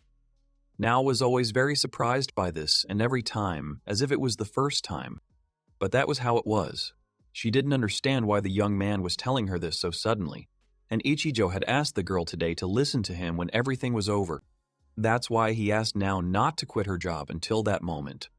Afterwards, he said that she should stick to it even if something happens outside. Nao, at that moment, did not understand at all what the guy was talking about. Ichijo silently turned around and said that at that moment it was time for him to go. The girl shouted after him, demanding an explanation. But Ichijo ignored this part. When he went out into the street once again, he continued to form a battle plan in his head. Today was the very day when he reached level 30 and was ready to challenge the Minotaur. There were no problems with the value of the amount of magic power, and the only weapons were his fists. Finally, the guy decided that he would need one more skill, which he immediately pumped up. So, Ididzi did everything he could, and now, all that was left was to strike. He walked through all the streets again and witnessed the scenes he had seen on his very first day. That was when he went home and came face to face with the Minotaur. The sequence was not broken at all. Everything was repeated as before, exactly to the second. The guy understood that in this case he would definitely meet the Minotaur near the house. When Ichijo came to a dark alley, he stopped. Last time it all started right here, and then the guy was cut in half and his legs were eaten. The system notification immediately started beeping. Class C quest, the one who entered the battle is a Minotaur. The condition for completing the quest is to destroy the Minotaur at any cost. The boy stood and waited for the monster, being in an open space. Soon the terrible beast appeared from around the corner, picking at the asphalt with its axe and making a grinding sound of metal. The Minotaur stopped in front of the guy, and then Ichijo said that he came to get even. His hands and legs were shaking, and the guy himself felt a frightening atmosphere on himself. The pain and fear returned to the young man. But then he raised his head and said, "Be that as it may, I have no choice but to do it." The Minotaur entered the fray and began the fight. He swung his axe, striking where the boy was standing. But Ichijo deftly slipped away from the spot, changing his position. It wasn't that hard to dodge. The Minotaur was surprised, and Ichijo shouted that he had already figured out the monster's attack pattern. All he had to do was be extremely attentive. It was then that Ichijo struck with his fist, hitting the Minotaur right in the jaw. Blood sprayed from its mouth, and the monster's neck bent unnaturally. Ichijo began to scream, becoming completely enraged. The Minotaur responded in kind and began to squeal loudly like a cornered animal about to be butchered. Ichijo continued to dodge the blows, jumping from place to place. He struck the animal's carcass with his fists, surpassing it in speed, although the indicator was much slower. And so their fierce battle that Ichijo had prepared for so long began. Today, he definitely couldn't retreat, despite the power and aura of the formidable Class C boss. At this time, now continued to wait for Ichijo. The girl also heard noise from the street and went to the window to see what was happening on the street. The girl immediately remembered the words of her office subordinate when he asked her not to leave work under any circumstances, even if something was happening outside. She immediately thought that something had happened to Ichijo or that he was in trouble. In part, the girl's intuition did not fail her, because at that very moment the guy was fighting his hardest battle in 22 attempts at survival. Ichijo didn't know how he could break through the Minotaur yet because his fists did too little damage. The boy retreated, dodging his blows. The young man was forced to retreat even though he understood the Minotaur's attack pattern. He needed to come up with something and lure the monster into a trap where it would not be able to move so actively. At some point, the Minotaur made another attack, which Ichijo tried to dodge. But this time, he failed to calculate everything and the Minotaur slightly touched him. Considering the enormous muscular power that the Class C boss possessed, this touch immediately sent Ichijo flying back several dozen meters. The guy flew all this distance, knocking down all the obstacles with his body, and then stopped, hitting a building. A huge dent immediately formed there, which crumbled the concrete. To be precise, the Minotaur's muscular strength was 190 units, and Ichijo's endurance, which was proportional to health, was 76 units. One serious blow or a hit with an axe could immediately end the boy's life. Soon, as he continued to lie against the wall, Ichijo realized that this was his limit, which was to be expected. Having slightly changed his position, Ichijo finally decided to use his trump card, which he had been saving for the very end. He pumped up the sprint skill as the very last one. Ichijo waited until the last minute, and then the bull rushed to attack. The sprint gave him acceleration, the speed of which was about 400 kilometers per hour. He decided to attack. Ichijo waited for the right moment and immediately rushed at the bull, using a sprint. He straightened his arm and punched the bull in the eye, then flashed past it as it crashed into the building. Taking advantage of the moment, the guy makes another attack on the Minotaur, pressing it into the wall. The monster screams again, continuing to spit blood. Ichijo was happy that he had such a powerful new skill. Using it, Ichijo immediately exceeded the monster's speed parameters and was faster than it. The young man also gained magical power in his status thanks to the magic scheme skill. Sprint increased speed in exchange for 1 unit of magical power. But with all this, Ichijo had a 60-second limit. as the hero's magic power was multiplied by 10 to get the result. But by then, Ichijo hoped that he would be able to finish off this monster. The guy began to actively use sprint and run from side to side. He landed a lot of punches. The guy was already noticeably tired and noticed that even after a huge number of attacks, the Minotaur still couldn't get the blow that could knock him to the ground. Ichijo understood that when the skill ran out, he would lose his advantage in this fight and then, most likely, he would lose. Something had to be done quickly, and Ichijo noticed a hole in the wall through which they had entered the building. The guy decided to try the following option. Ichijo began to direct his attacks towards this hole, wanting to push the Minotaur out. He succeeded in this perfectly, and at some point a powerful blow knocked the monster out. The Minotaur continued to fly down, flying out of the building's window, and Ichijo immediately followed. The guy thought that the monster was strong, but would it withstand the metal frame? As the Minotaur began to approach the debris of the buildings it had previously demolished, Ichijo used sprint to give the bull more acceleration. The guy screamed that it was the end and delivered a crushing blow, using all his strength and the sprint skill. The bull crashed into the construction debris with a roar. When the dust and sand cleared a little, the boys saw that the monster was impaled by one of the iron sleepers. The Minotaur was motionless and most likely already dead. Ichijo, exhausted, sat down on one leg. He finally succeeded and was able to defeat this monster, gradually starting to get out of this hell. The young man was very tired, so the next moment he fell on his back and began to sigh heavily. The Minotaur continued to lie on the iron frame with his body pierced through. Ichijo continued to try to catch his breath and told himself that he had finally completed this difficult quest and now the bull would no longer bother him. His eyes began to slowly close, and Ichijo thought that he would take a little rest now and immediately go pick up now, hoping that she was still safe. The sky was very beautiful and starry. While Ichijo was admiring it, he soon turned his head towards the Minotaur and thought that it was all quite strange. If the boss was defeated, then why hasn't the quest completion screen appeared yet? Also, Ichijo received absolutely no reward for such a hard-fought victory. At this moment, the Minotaur, after his lull, began to scream again and try to move. Ichijo immediately began to get up from the asphalt, crawling away as he went. Ichijo saw that the boss was still alive. At the moment when he started to climb down from the reinforcement, the boy stared at him and thought that someone was probably clearly playing a joke on him. Even after this ferocious beast was still alive and standing firmly on its feet. The Minotaur had a huge hole in the middle of his body, but he kept moving. That same oppressive aura began to spread around the area again, influencing the young man. Ichijo decided to use sprint and retreat for now, watching what the monster would do. The Minotaur crouched down, and then almost immediately jumped up, spreading his arms to the sides. The scream was louder than all the previous ones, and various miasmas swirled around the monster. Meanwhile, many people who were walking somewhere stopped and paid attention to this very scream. No one understood where it was coming from, but it sounded very creepy. A couple of minutes later, something like a meteorite landed with great force and speed on one of the central streets of the city, right next to Ichijo's office. People thought it might be a bomb or a missile and started coming closer to find out for sure. Everyone was scared at that moment.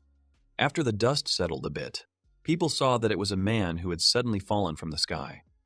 The guy was alive, but he had made a huge hole underneath himself. More and more onlookers began to approach the place where Ichijo had fallen. Some thought that it could even be a terrorist act or a mafia massacre of a debtor. Some of them dared to approach Ichijo and began asking how they could help the boy. The young man himself did not understand whether he was alive or not, because he felt his whole body. The young man continued to think about how this could happen since he had used sprint right away. As it turned out, it was because of the boss's roar. The boy slowly began to get to his feet, telling the people to run. The next moment, very close, a second blow thundered, very similar to Ichijo's landing. Dust rose again, and the entire crowd who were close turned their heads away. The spectacle gathered more and more spectators. Some were already watching from the windows of their work, and some even took out their phones and started filming the shocking news. A Minotaur landed nearby, and many at first thought that some scene was being played out, like in a movie, because it was the first day and no one knew about the invasion yet. In this regard, the Minotaur began to correct the situation and decided to immediately show the people around him his attitude. The bull grabbed one of the girls and began to bring her to his mouth. biting off her head. At that moment, a loud scream was heard and people started running in different directions, throwing their bags and things. Everyone understood that this was no joke. The crowd ran and began to push and push, overtaking each other. The police officers who were nearby took out their guns and began shooting at the monster with pistols. Ichijo watched as the monster began to devour people, restoring its health. And it was then that he thought that this was the end, and he could not do it again. Afterwards, the guy thought that it was impossible for him, just like it was initially. He always failed at the decisive moment, in the club, at work, in love. He was always unlucky or lacking something, but in any case, the guy was a pathological loser. Because of him, everyone died and he couldn't protect anyone. The Minotaur, after finishing off several townspeople, headed towards Ichijo to see what was wrong with the guy. The Minotaur now perceived the threat and did not want to take any risks. He approached the young man, looked at his bloody body near the piled-up asphalt, and then roared menacingly, pointing his mouth upward to the sky. Suddenly, something small flew into the Minotaur's eye. A girl's voice was heard calling the big monster to come to him, and also calling him a stupid big guy. The voice was very familiar to Ichijo, and when the monster began to turn around, he saw a girl standing with a crowbar in her hands. It was Now, who was also scared. Since Ichijo recognized the voice, he immediately started to get up from his seat and shout at the girl about what she was doing there. Now tried her best to attract the monster's attention so that he would leave Ichijo alone for at least a couple of minutes, which she could buy for him.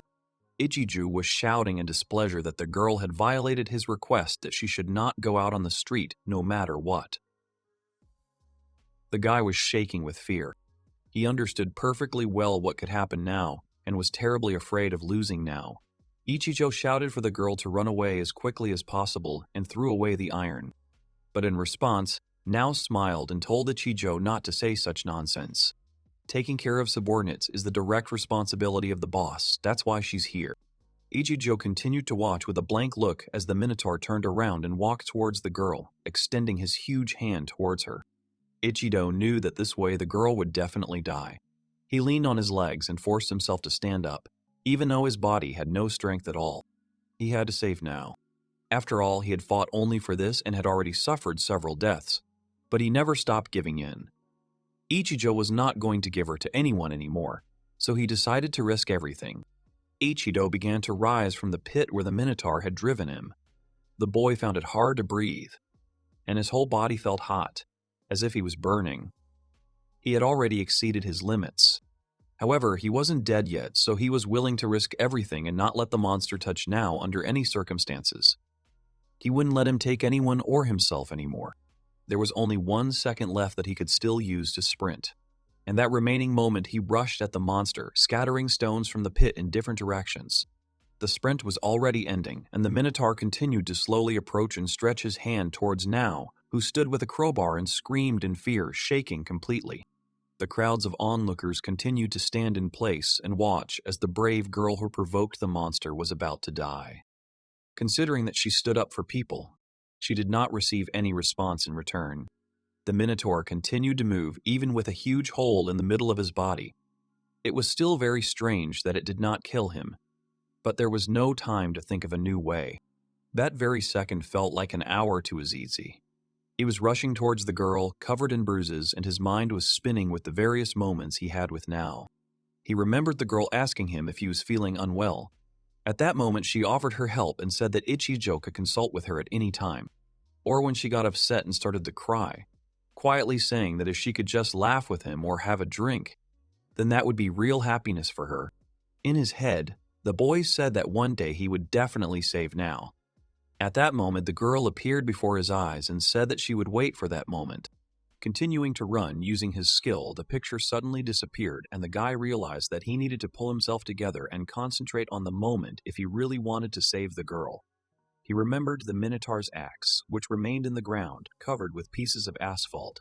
It was then that Ichijo realized that he could still change everything.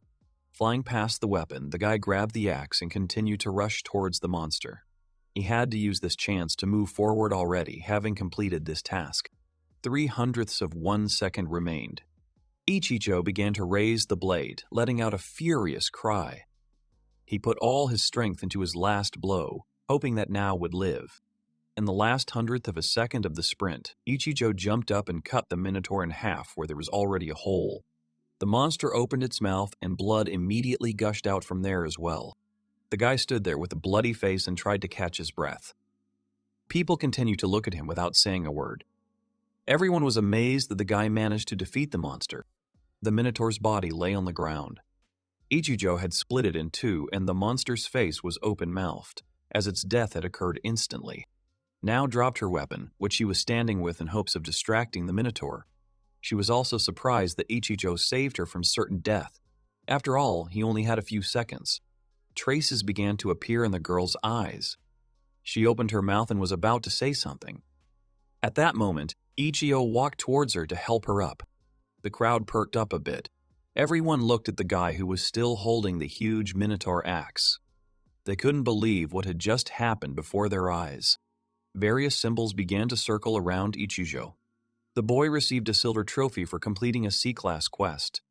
He defeated the Minotaur and received several privileges. People began to rejoice, shouting words of approval, and all the girls in the crowd were touched by his courage. The conquest of the Minotaur was confirmed by the system. While Ichijo was looking around, the system also announced that the speed of the global reversal progression was decreasing. The overall level was raised from 30 to 38. It was all over, and it seemed that Ichijo himself could not believe it. He closed his eyes and calmly inhaled the air, enjoying his triumph and victory. This moment of solitude was interrupted by Nao, who shouted the boy's name. He opened his eyes, turned his head, and saw the girl walking towards him. He didn't look his best. His entire office suit was tattered and torn. The guy himself was covered in dirt and blood, and the abrasions were painful when the guy wanted to show any emotion.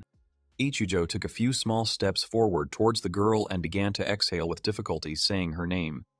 He began to say that he was glad that the girl was alive, but at some point, before he could finish the sentence, Ichijo began to fall backwards. Nao, who managed to run up in time, caught the guy and hugged him tightly. Nao couldn't hold back her tears and started to sob. She couldn't believe that all this had happened to him. The girl felt sorry for Ichijo because he was so exhausted. She knelt down slightly and placed Ichijo's head on her lap. The boy turned to her and said that he really wanted to tell her something and that she, in turn, should listen to him. He wanted to tell her what had happened before. He looked at the girl, paused for a moment, and said that first they would go and have a drink somewhere together. Looking at the night sky, the boy again received several notifications that the disorder imprinted in the soul was overcome. The boy received a special skill that was added to the resurrection skill. As a result of the invasion of monsters in their country, government institutions began to disintegrate. The number of victims that began to appear in the country has already exceeded 3 million people. 2 guys were sitting by a ruined wall. They were also exhausted from fighting. At some point, one of the guys asked the other what level he was on. The guy said 7, and the other guy had 6. They didn't know if they would survive, discussing it. One of them said it would be nice if they made friends with that bull. The man in the white shirt didn't understand what bull they were talking about. The second one started explaining that it was the guy everyone had been talking about since the monsters appeared. He rummaged around in his pants a bit and said he was going to show me who he was talking about. After poking around in his phone a bit, the guy found what he needed and showed it to the other guy. Of course, we were talking about Ichijo. After he defeated a godlike creature by chopping it up with a huge axe, everyone started calling him Bull Boy. Afterwards, looking around, the guy with the phone exhaled. He said that there was hope that the Bull Boy was still in this city and fighting. After Ichijo defeated the Minotaur, he then lost consciousness and came to in the city hospital. He opened his eyes and saw Nao cutting an apple. Ichijo declined the fruit, telling Nao to eat it. As she continued peeling the apple, the girl said that they were hard to come by now and that they should enjoy it while they could. The guy pulled the blanket over himself a little and thanked the girl. She smiled back and continued working on the apple. The lively hum of patience could be heard in the corridor. Ichijo began to remember that very day when he fought the Minotaur. From that moment, it seemed to him he lay in bed for 2 days straight without getting up. From what Nao had said, the hospital they were in was being defended by the country's self-defense forces with all its might. And, judging by everything, it was in a relatively safe condition. Thanks to the internet users, who could still use it on the first day, They were among the first to realize the existence of level and status, and it was now considered normal. Remembering this, the boy slowly began to raise his head and called out to Nao, who was sitting next to him. He wanted to talk to her about the levels and what he had learned. Nao had already fallen asleep by that time, having spent all that time at Ichijo's bedside without getting any proper sleep. She apologized for being distracted, saying that she was fine. Ichijo said that it would be better for the girl to sleep properly, but she objected. Half an hour later, she was already lying down, leaning her hands on the boy's bed and dozing peacefully. Ichijo smiled, enjoying the way Nao was sleeping. Now it was time to return to the next problem and assess his status, which he hadn't checked for a long time. 2 days passed, and the guy's progression coefficient became equal to 2.66%. Nao said that now it increases by 1% per day, and before it accumulated in half a day. It was obvious that the speed had slowed down. This was probably due to the slowdown in progression that had affected the guy after defeating the Class C monster, the Minotaur. In short, if the guy hadn't killed the boss monster, the speed of the global reversal would have increased, raising the strength of the monsters, which would have reduced the chances of winning. Ichijo continued to lie on his bed and think. He knew that someone had to take the initiative and defeat the bosses. But it seemed that at the moment, that person could only be him. Moreover, many people already knew him after what happened. But the guy did not want to be a hero, and he was not going to become one. At that moment, he only wanted to protect Nao. The guy looked at the girl again and finished his thought, telling himself that if he could protect at least her, then that would already be enough for him. At some point, while he was lying there thinking about everything, the girl started to get up on her feet. Ichijo called out to her, but she didn't answer and simply moved to the bed. This made Ichijo very confused.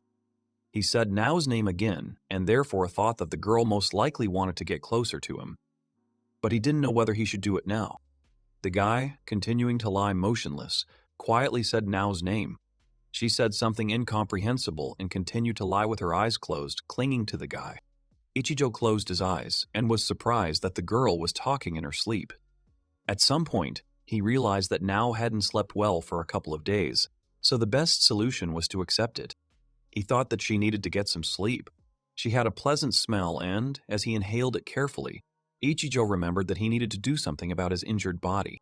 He opened his status and saw that there had been several updates. He saw inventory and script, which were not there before. They definitely appeared after the defeat of the Minotaur. The boy clicked on the inventory and saw 4 empty spaces. He thought that the inventory was similar to the one in some games. Ichijo decided that it was possible to put items in it. He had to check it out. The guy carefully turned to the shelf where his phone was and picked up the smartphone. Then he opened the inventory and saw that the phone was displayed. In theory, after the guy removed the phone from the inventory, the phone should have disappeared. He decided to check it out and pressed the delete button. A script appeared on the screen. The system gave a message that the script was not currently activated. Ichijo was indignant about this because there was no special description either. Afterwards, he thought that he had accumulated enough points and now it would be possible to distribute them among different characteristics. He opened the system again and began to get acquainted with his parameters. Some items were shortened, but what caught his attention was that the sprint skill did not restore the amount of magic used. Therefore, it displayed the amount of possible use. Still holding the phone in his hands, the guy selected several characteristics distributing points. He also took a new skill for restoring magic and wanted to test it. The second skill was automatic regeneration, which restored physical strength over time. The pain began to subside after this, so the guy realized that it was working. His characteristics had risen quite a bit, and the guy realized that he could now fight even strong monsters. There were 2 points left which he wanted to use to increase his sprint strength. At some point, the guy also realized that when he distributes points, they also affect his body. At some point, he thought that he can change it as he wants. After everything was distributed, the guy exhaled and quietly said that now he was stronger and all that was left was to wait for the fox to fully recover. The blanket began to move. Ichijo looked down and saw Nao starting to wake up. The girl's eyes widened, and she stared at the boy, who was also surprised. The girl turned to Ichijo and awkwardly said, "Good morning." The guy continued to be embarrassed and couldn't say anything sensible. Now blushed and asked the boy how it happened that she ended up in bed. Ichijo said that the girl was half asleep and at some point she lay down next to him. After a few moments, Ichijo continued to look at Nao and then asked the girl if she was planning on getting off. Nao thought about it and said that it was time. Afterwards, the girl raised her head and said what would happen if she refused because she didn't want to leave. This question drove Ichijo into a stupor, making him freeze. She gazed intently into his languid eyes, and they were alone in the room, maintaining this awkward pause that had arisen between them. Nao positioned herself above Ichijo. The boy opened his mouth and quietly said the girl's name. He felt embarrassed, not knowing what to do next in this situation. Nao began to gradually approach Ichijo. She never thanked him for saving her life. The girl wanted to kiss the guy, but just as they were about to merge into a kiss, they were interrupted by a loud knock on the door of the ward. After several strong knocks, the door opened and a man in a military uniform entered the room. He apologized for the intrusion and then introduced himself as a major in the Japan Ground Self-Defense Force who asked to be called Karub. The man said that he rushed to the room as soon as he heard that Ichijo had woken up. He immediately saw the image of Nao standing on the bed, covering the boy with a blanket. Ichijo and Nao were embarrassed. The girl felt doubly awkward, and after the major said that the boys could take their time, she began to justify herself, saying that he could have misunderstood everything. Nao immediately moved to her chair, which was next to the hospital bed. The major coughed lightly into his fist and said that it wouldn't take the guys much time. The soldier said his name was Karube Minoru. They, the Japan Self-Defense Force, were currently protecting this hospital from monsters along with some of the civilians, including Nao-san. Ichijo was surprised that Nao-san was also on the defense. The girl said that she forgot to tell about it because the Japanese self-defense forces are not that many, so the civilians joined them. The major said that the boy had defeated the Minotaur, and in recent days they had all been remembering that it was thanks to Ichijo that many of the city's residents had been saved, for which he expressed gratitude. Ichijo very much, and he opened his eyes wide. He certainly didn't expect to hear such words and thought about it, getting up from the bed. The major added that in connection with this incident, they would like to ask the young man for something. For this reason, they were on guard at the hospital. Soon, another soldier of strong build entered the room. The man also apologized and said that he would disturb everyone for a couple of minutes. When he went a little further into the room, he saw a dark-haired guy. He immediately asked the young man if he was the same Ichijo that everyone had told him about. Ichijo really didn't expect that much attention would be focused on him, and as a result, the boy was completely unprepared.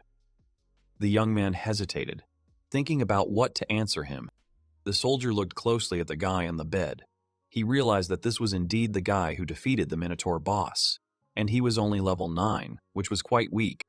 The soldier chuckled, saying that Ichijo now looked like a worn-out rag. He also added that it seemed that there was no help to be expected from the young man in the near future.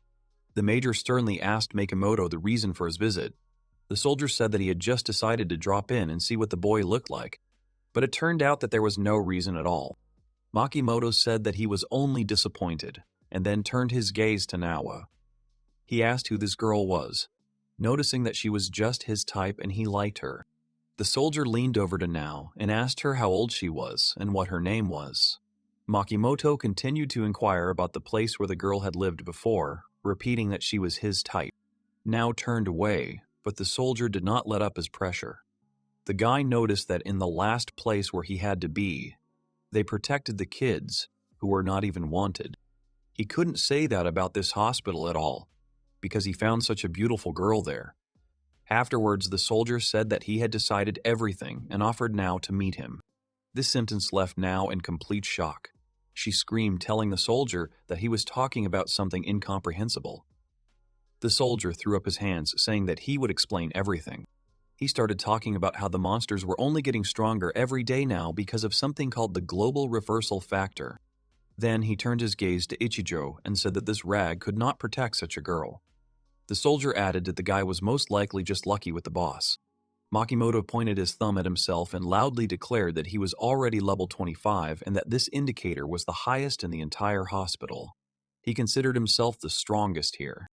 Makimoto grabbed Nao's hand and said that he was offering the girl a leisurely talk about their future together. The soldier invited Now to come into his room.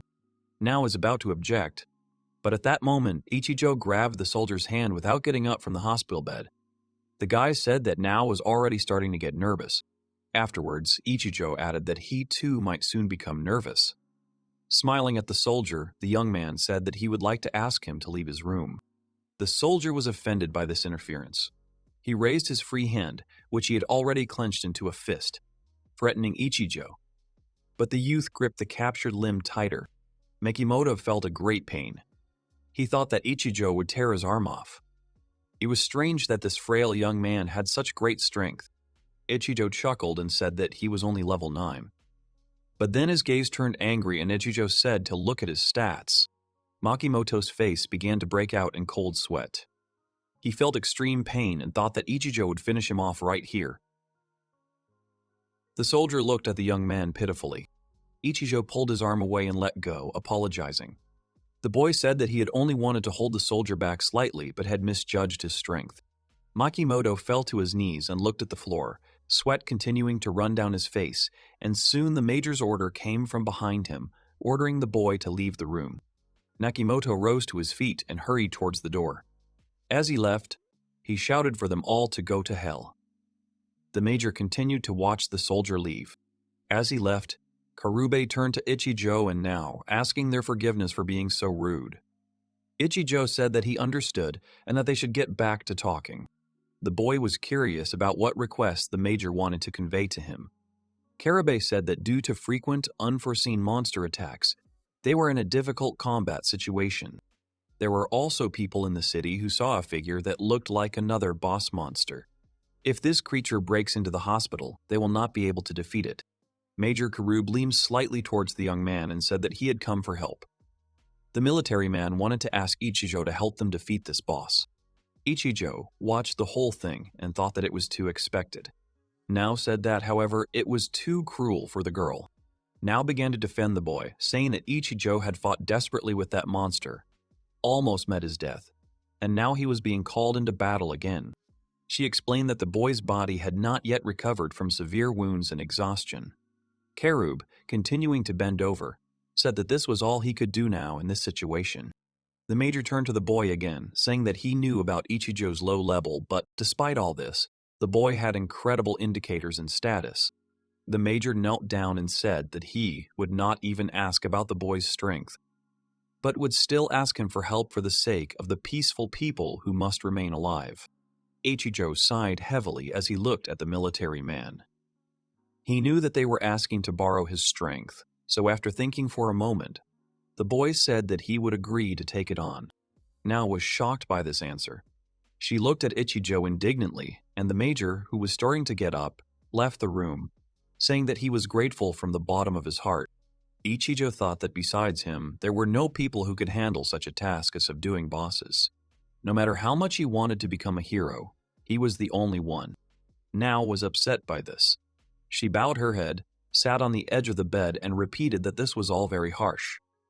The girl was very worried about the boy. After a short silence, she continued, explaining that this was all a mind-boggling, repeating time loop. Even though Ichijo had finally defeated that Minotaur, and now Ichijo is forced to fight another monster again. They demanded this on the day when he just woke up and his body had not yet fully recovered. The girl howled, said that they could have given Ichijo at least a week to rest. After all, he had to endure a real nightmare that lasted for several days. The boy quietly said that now she understood what he was telling her. But Ichijo added that he had already somehow given up hope of fighting the monster and was ready for humility. However, at that moment he regained his courage to fight. It was the person who made him realize that Ichijo was not alone in this world, and that person was Now. The young man looked at Now and said that he would fight for the reason of ensuring the protection and future of the person who was dearer to him than anyone else in the world. Ichijo also asked Now not to worry too much about him. He would try to defeat the boss with all his might and would emerge victorious in the end. After saying this, Now leaned her elbows on the blanket and said that, in that case, she would go with Ichijo to subdue the bosses. The young man was shocked by such a statement. He cried out, trying to object, but the girl said that she understood everything. If the real her went with Ichijo, she would only be a burden on this journey. But despite all this, she really wanted to fight with Ichijo. She said that she couldn't even think about him going to the boss alone because it was definitely wrong. Now looked into Ichijo's eyes and began to beg him to come along. At that moment, the system issued a new notification, unlocking some script. It turned out that Nanis's script together with you had appeared. The girl understood the guy's condition and wanted to help him. It was a task that required joining forces with the girl. Ichijo didn't understand anything. He started reading and it turned out that accepting the script was optional. He had the right to refuse, but for the duration of the mission, the girl would have the resurrection skill.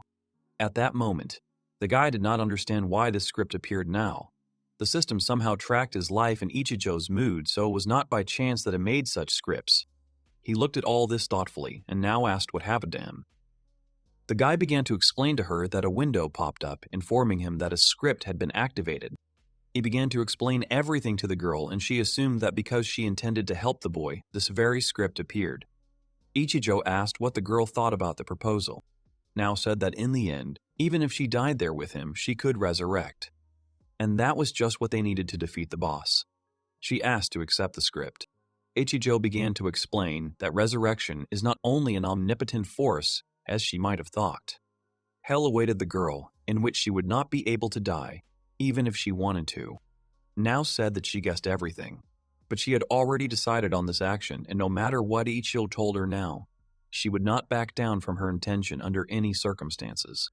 The guy said that she really hadn't been listening to him since he started talking about all this a long time ago.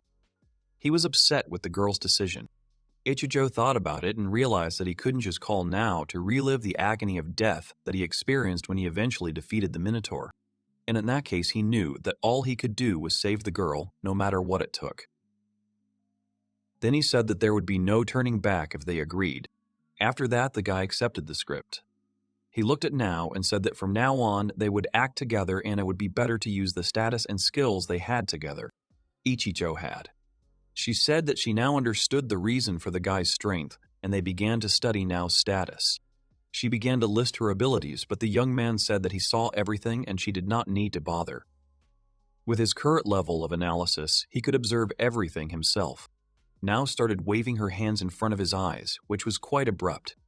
She told Ichijo not to look without her permission, as it was a violation of privacy. Ichijo was indignant, saying that almost anyone can see the status now if they have the analysis. The girl continued, saying that now the status is like personal data where the height is indicated and everything else. She was embarrassed to see that even her body measurements were written in the status. The girl explained that she would not be happy about someone peeking there without permission. Ichijo was shocked by such an attack on him. He added that he had not seen all these points at all. Now said that there was no way to protect himself from being peeped at this time. But with all that, the guy should be careful. Otherwise, his situation could only get worse. Then she added that his nickname Bull was enough. The guy was surprised to hear this. He immediately asked again, and then Now took out her phone trying to explain everything. The girl said that on the evening when he defeated the Minotaur, he was immediately put on social media. She showed him the photo and said, "Here he is, a bull, looking perfectly into the camera." Afterwards, Ichijo apologized for peeking at the girl's status without asking. He also expressed that he was embarrassed by this new nickname. Now, on the other hand, didn't understand why Ichijo didn't like it since she thought it sounded pretty cool. Afterwards, the guy said that he wanted to return to their initial conversation.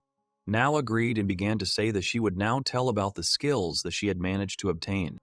The girl started listing, and among them were body strengthening, magic scheme, and basic level magic. Ichijo started asking about the last point. Now explained that the owner of the entry-level magic skill mastered the shock arrow. The damage of such entry-level magic varied depending on the magic value, and the amount of mastered initial level magic depended on the skill level. The guy said that he didn't expect this. Ichijo thought that the girl would become a musclehead. She tensed up, and then he explained that he was joking. Now explained that she wasn't particularly proud of her physique, but if she had to choose, magic was closer to her than anything else. The guy smiled after such a confession. Then he started asking about the consumption of magic power. It seemed to him that it should decrease as the skills were activated. Now began to explain that the body is hot inside and soon gets tired when you activate and use magic. At that moment, you feel like you are rushing somewhere with all your strength. Also, all of this was used by using up magic power, and the initial level magic is activated by depleting physical power, so you feel extremely tired. Ichijo said that he understood the overall picture. Then he proposed his plan for how to conduct the battle. The boy said that he would go ahead and the girl would cover his back. Ichijo saw that Nao was about to object, but he immediately said that his body had recovered. He was better thanks to automatic regeneration, so he would be able to move tomorrow. Afterwards, Nao said that the guy needed to rest, so she would go and sleep too. She wished him good night and began to leave the room. Looking back at the guy, Ichijo also wished her good night, watching the girl go. Soon it became completely dark outside and beautiful and bright stars appeared in the sky, illuminating the sky. After midnight, the global reversal rate increased, stopping at 3.01%. The girl was moving towards the exit of the hospital, past various barricades. With a heavy sigh, she went out into the street, where there were also various barricades made from what the military had managed to bring in during the day. There was various furniture from the hospital and a pile of rubber tires. Suddenly, the girl heard a voice behind her. Major Karabe came out of the corner. He said that he was not particularly pleased to see the girl alone outside the hospital and in front of the main entrance. Nao smiled and said she just wanted to get some fresh air. The major was on patrol that day, explaining that the monsters were only active at night. Ichijo's health. He was very worried about the fate of the guy who could help them in the battle with the bosses. Nao crossed her arms and said that Ichijo was getting better, and it seemed like he would be ready tomorrow. She also noted that this guy always put himself in the background. The captain smiled dryly and said that he could see how much the girl really liked Ichijo. He asked Nao about it, causing her to blush and become embarrassed. The girl said that this was not so at all. It was just that their fatal connection had been determined in high school. The major said that he saw a very close connection between the boys. Here the girl thought about it and began to say something about Ichijo wanting to share with the major when she heard some noise that was heard above her head. The girl turned and saw various furniture and rubber that formed the barricades begin to fall from above. After that, she looked up. At this point, Ichijo was about to go to bed, but his thoughts were bothering him. He knew that right now, at this moment, killing the boss was his priority. The boy thought about the fact that he was no longer alone and reassured himself with this. He understood that now there was a person who wanted to fight side by side with him. At that moment, the system issued a notification. Ichijo immediately opened it and saw that the script had begun to progress.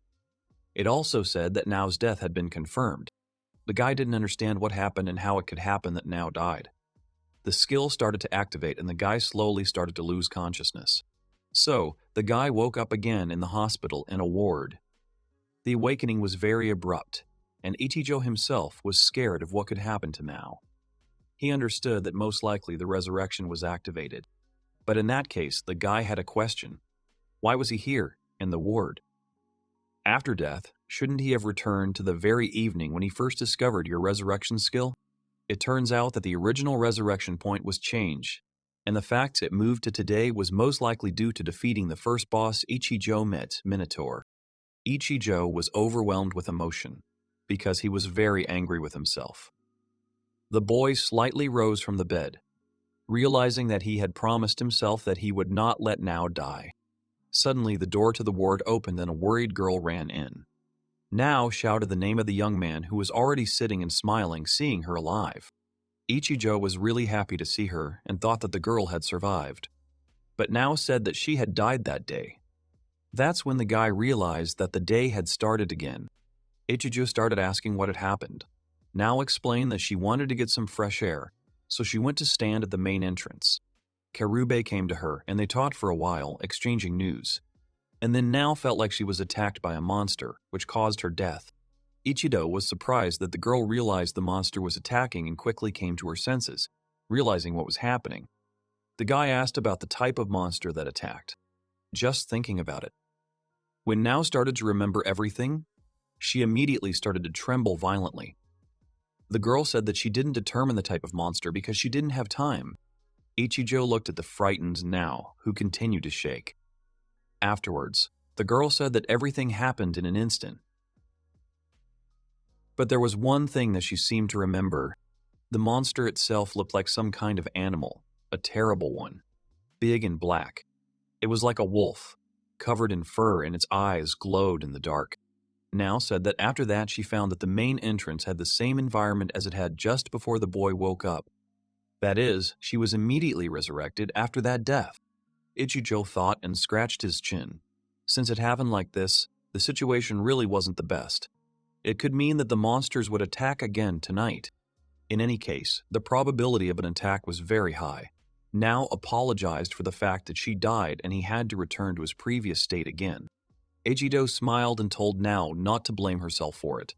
Now that the resurrection accuracy had changed, the boy had his own thoughts on the matter. The young man added that sooner or later he would have to return to the state anyway, so everything was fine.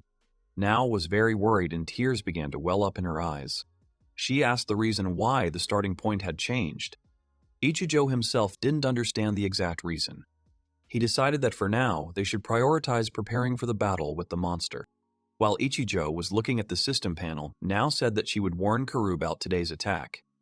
He also thought that this script was much more burdensome than he expected. Because now, if one of you died, then the resurrection is activated, and the second one will also share the same fate. And this restart in Ichijo's not the best condition played an important role. As expected, Karube came into the room to check on the boy. Now immediately approached him and told him that an attack was planned for tonight. The girl saw that there were a lot of monsters, so she asked that the main entrance be reinforced as much as possible, and the people who would guard it should be on the alert and wait until midnight. Ichijo was still lost in his thoughts.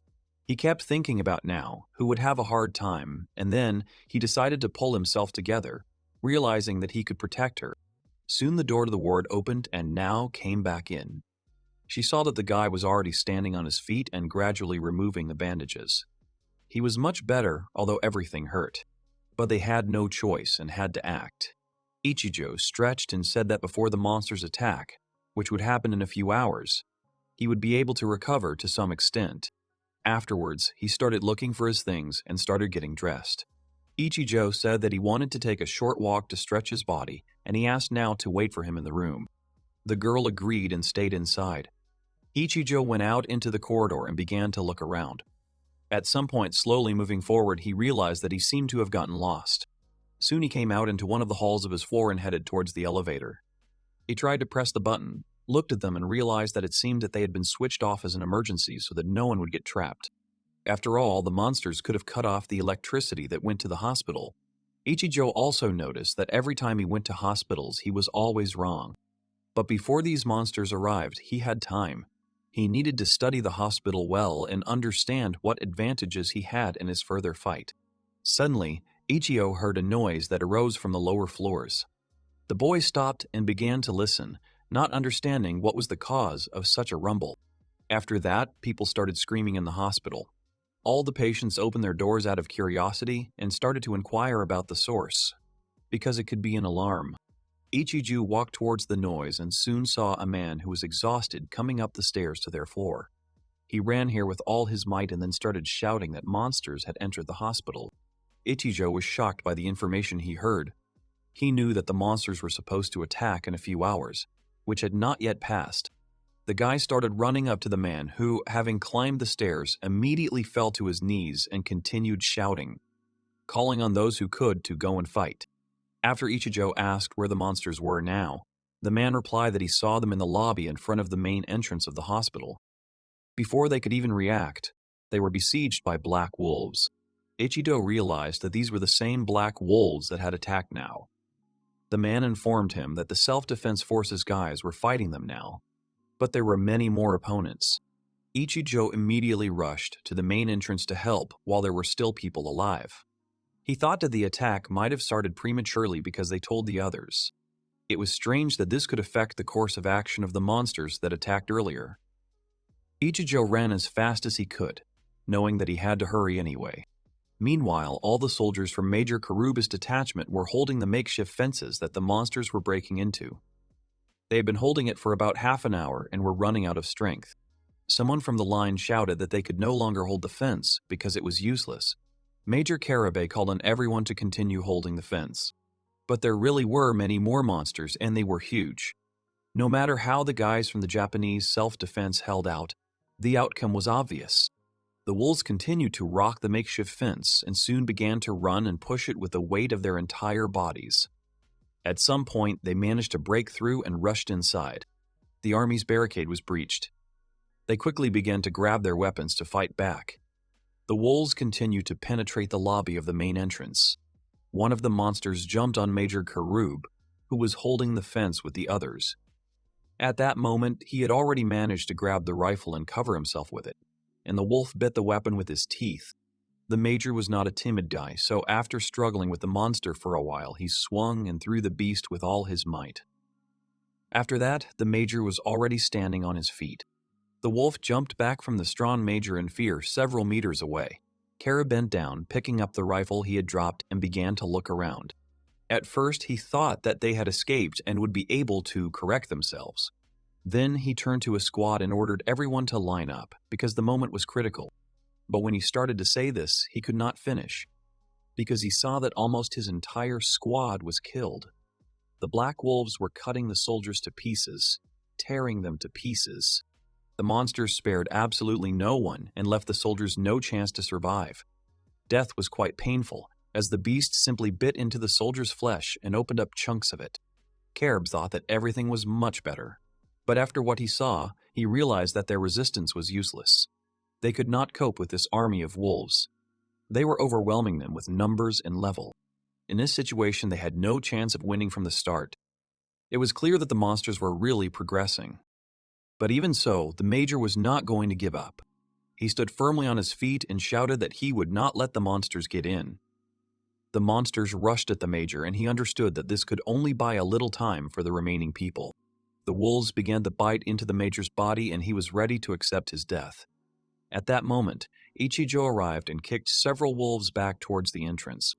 Major Horobu raised his eyes in surprise and saw the same young man he had visited in the ward today. It was indeed Ichijo, who had come to support the soldiers. Ichijo walked forward a little and stood in front of the Major. Afterwards, the boy turned his head and apologized to Horobu for being late. Now the situation could be entrusted to him. Karabe raised his head, still not believing what he saw. The monsters were damn strong, and this guy took out 3 black wolves with just one kick. The next moment, the wolves retreated a little, and a heavy and dull knock began to be heard in the neighboring wall.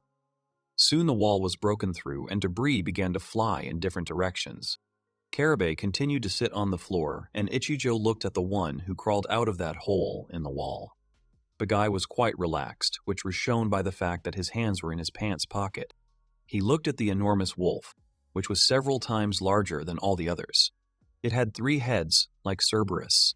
Ichijo headed towards it, realizing that it was a boss that would be good for a warm-up. Now heard that something was going on at the hospital, so she immediately rushed to the main entrance to help. She knew that Ichijo was still alive, because otherwise the day would have started again. After going down the stairs, the girl continued to run, and turning the next corner, she saw Karube lying on the ground. There were several more soldiers around him standing and watching. The girl immediately rushed to the Major, and when she ran up, she immediately asked how the man was feeling. The Major said that it was dangerous to go further. He tried to stand up, showing a desire to take the girl away. He said that Ichijo was currently fighting in the main lobby. The girl, hearing this, immediately turned her head towards the entrance. A black wolf with 3 heads, which apparently was the main boss. The monster tried to knock Ichijo down with its paw, but the guy was quite agile, so he managed to dodge it. The wolf used his entire arsenal. 3 toothy heads also tried to catch the young man with their teeth, but Ichijo used sprint, exhausting the monster. The 2 soldiers, meanwhile, were watching the battle and were amazed at the ferocious attacks the monster was making. They thought that something had to be done before the young man died too. At some point, Ichijo saw another powerful blow flying towards him. The paw flew and at some point slapped the place where the young man who was fighting the wolf stood. The wolf's mouth was drooling. He continued to bare his teeth and kept his paw where he had struck. Dust rose up around him and stones began to fly, breaking off from the floor. The shockwave also hit the soldiers who were standing nearby and watching the battle. They covered themselves with their hands to keep all the debris from the permit from getting into their eyes. When the dust stopped flying towards them and cleared, The soldiers saw that the wolf still had its paw on the ground. They thought that Ichijo had died, which meant the end for the rest. After that, the paw began to gradually rise upward, and it was not the wolf that was lifting it, but someone's hand. Karaban now opened their mouths in surprise, realizing that Ichijo was still alive. The boy's body sank into the floor, but Ichijo remained firmly standing on straight legs. The boy held the wolf's paw with only one of his hands, which Karabe did not believe at first. Ichijo smiled, thinking that he still had no objections to the value of stamina, which he had increased back in the ward. As it turned out, it changed with the increase in body strengthening and increased by as much as 50 points. Now it remains to check the muscular strength, which also increased.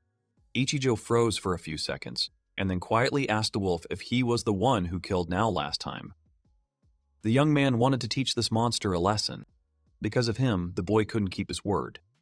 Ichijo pushed off, jumped up and rushed towards the three-headed wolf, aiming his fist at him. Ichijo said that now it was the beast's turn to die. Reaching the wolf, the boy hit it in the neck, causing it to cry out. Drops of blood flew from the wolf's mouth. The blow was so powerful that it most likely destroyed the monster from the inside. The wolf was defeated and fell to the floor, and Ichijo continued to stand next to its body. The soldiers couldn't believe his victory.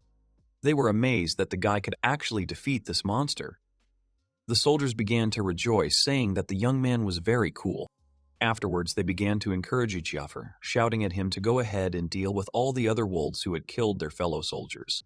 Ichijo stood there, looking at the remaining wolves who had begun to gather into a small group. Now noticed that after the battle with the three-headed wolf, something was wrong. Looking closely, the girls saw that Ichijo had injured his arm in the battle. It was the arm that had dealt the boss a strong blow, and blood was dripping down from it.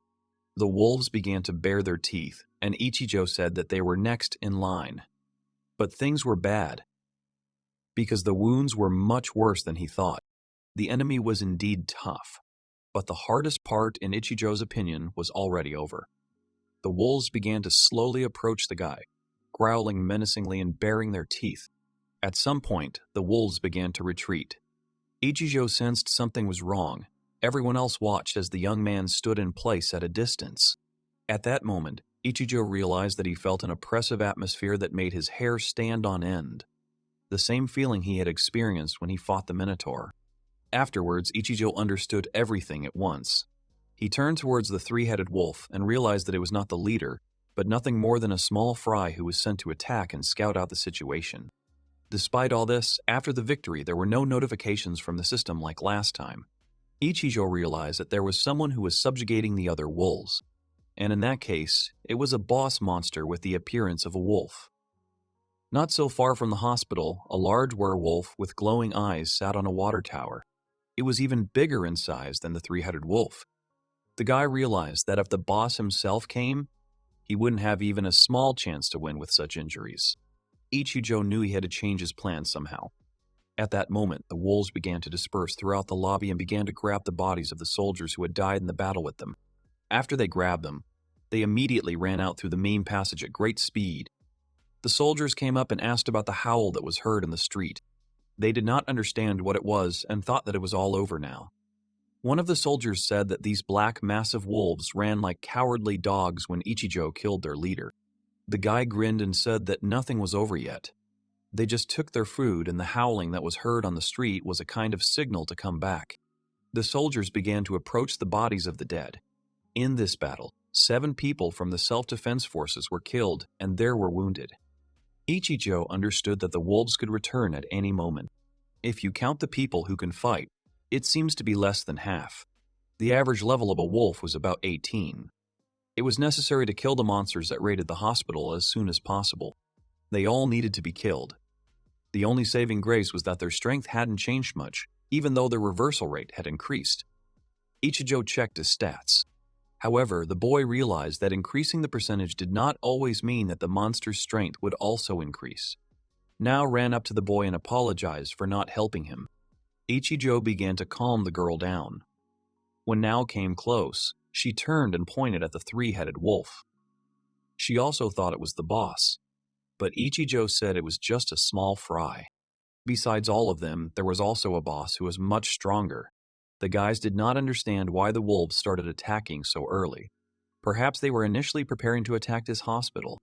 Now continued to look at the boy's hand, and Ichijo said that from next time on it would be better to act as much as possible as last time, so as not to change the enemy's course of action.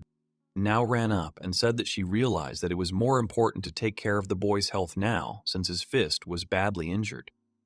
Ichijo said that he would be fine. After all, he had automatic regeneration. With all this, the guy understood that it would be difficult to fight only with blows. It was necessary to find some kind of weapon. Suddenly, he saw a man in a hooded sweater sitting next to the carcass of a dead wolf. In his hand was a knife, with which he was trying to cut up the wolf. Ichijo asked Now who that person was. Now said it was Kashiwabu, and it seemed like she was collecting materials from monsters using the dissection skill. It was then that Ichijo realized that various games often use various materials that can be collected from enemies. These materials could be used to create weapons and armor. After that, the boy realized that the man in the sweater might have skills that would be useful to him. Ichijo rushed towards the material collector and Now stayed behind. When Ichijo came closer, he first apologized and then addressed the man, calling him Kashiwabu. The man was startled and quickly jumped up from his seat, exclaiming softly. Turned out to be a little girl with blonde hair. She took off her hood, put the knife on the ground, and said that Ichijo had scared her when he came up from behind. Ichijo was very surprised that a child was cutting up monsters. He asked the girl if she was okay, to which she nodded her head. The girl was no less surprised, her eyes and mouth wide open. She pointed her finger at the young man, and then exclaimed that there was a bull boy in front of her. The girl apologized in response and asked about the boy's name. She asked about what business Ichijo had with her. The boy asked about the materials the girl was collecting. Ichijo smiled and said that he only wanted to ask about the possibility of creating armor or weapons for him. He realized that he could not fight effectively with his bare hands. The girl froze in place and raised her hand to her face. She froze and began to think, and after a couple of minutes she said that she did not have the skill for making yet. It turned out that she was looking at her ability panel, but Ichijo thought that this girl sometimes got lost in her thoughts. He said that it was time for him to go. The girl stood still, and when Ichijo had already turned his back to her, she said that it was very strange. After all, they called him a bull, so she thought he was using an axe. Ichijo turned sharply and thought that he really did have an axe that he had completely forgotten about. With the Minotaur's axe, the guy really should be able to withstand the strength and boss. The girl said that most likely the axe was still lying in the place where the guy killed the boss. On top of that, that axe had a high numerical value. Ichijo didn't understand what indicator she was talking about, but Kashinubu explained that in the world that had changed, weapons also had their own status. That's why the girl was talking about it. Ichijo was very surprised when he learned that the axe had its own status. He decided that he needed to find out as much as possible about it, so he turned back to the girl. The girl continued to hold the knife in her hands and began to explain that if you have the expertise skill and you can use it, then you can find out the digital value of any weapon. She gave an example, saying that, for example, the pistols used by the self-defense forces had a value that increased the character's striking power by 2 units. Ichijo was still amazed. He asked about the axe and its statistics. The girl fell silent and began to remember. Afterwards, she said that she did not remember exactly, but the indicators were like this. The fierce bull cleaver had a weapon recommendation of 80 muscle power. The striking power was 75 and the weapon durability value was 37. The weapon effect could not be known. The guy thought about it, thinking that with an impact force of 75 units it was a very strong increase in muscular strength, because in that case the value became 165. He also understood that he would have no problems with the effects on the weapon. Afterwards, the guy thanked the girl, who, putting on a hood, said that she was glad to help. Ichijo decided it was time for him to go get an axe. The boy added that now, when he got some kind of weapon, he could bring it to the girl for evaluation. Kashinunu said that she did not have the expertise skill. Ichijo was surprised by this answer because in that case he did not understand the reason why she knew all this. The girl said that one of the self-defense forces had this skill, and she heard about it completely by accident. However, this soldier was already dead. Kashinubu also said that she plans to acquire skills related to manufacturing over time. She added that if she is still useful then, she will be able to give a discount. Ichijo told the girl not to push herself too hard. Afterwards, he realized that people who don't want to fight can develop in another direction and devote themselves to crafting. At the same time, the young man realized that if Kashinubu were to create and improve weapons and armor, this would significantly increase her combat effectiveness and suitability in this new world. Ichijo's train of thought was interrupted by Nao, who approached him with her hands behind her back. The young man saw that something was wrong, so he asked what was wrong. Nao came closer and said that Ichijo had already managed to become friends with the girl. She reproached him for the fact that Ichijo could afford to court a girl at such a time. Ichijo raised his hands and began to justify himself, saying that he was only learning about the girl's ability to collect materials and make various weapons and armor from them. Afterwards, he laughed and said that now the boy was going to go get the Minotaur's axe. Ichijo was about to tell the girl to wait for him here again. Nao bowed her head and said that Ichijo was changing the subject again. But the boy explained that he had no other intention than to learn about crafting things. Afterwards, Nao said that she would go too because she wanted to level up.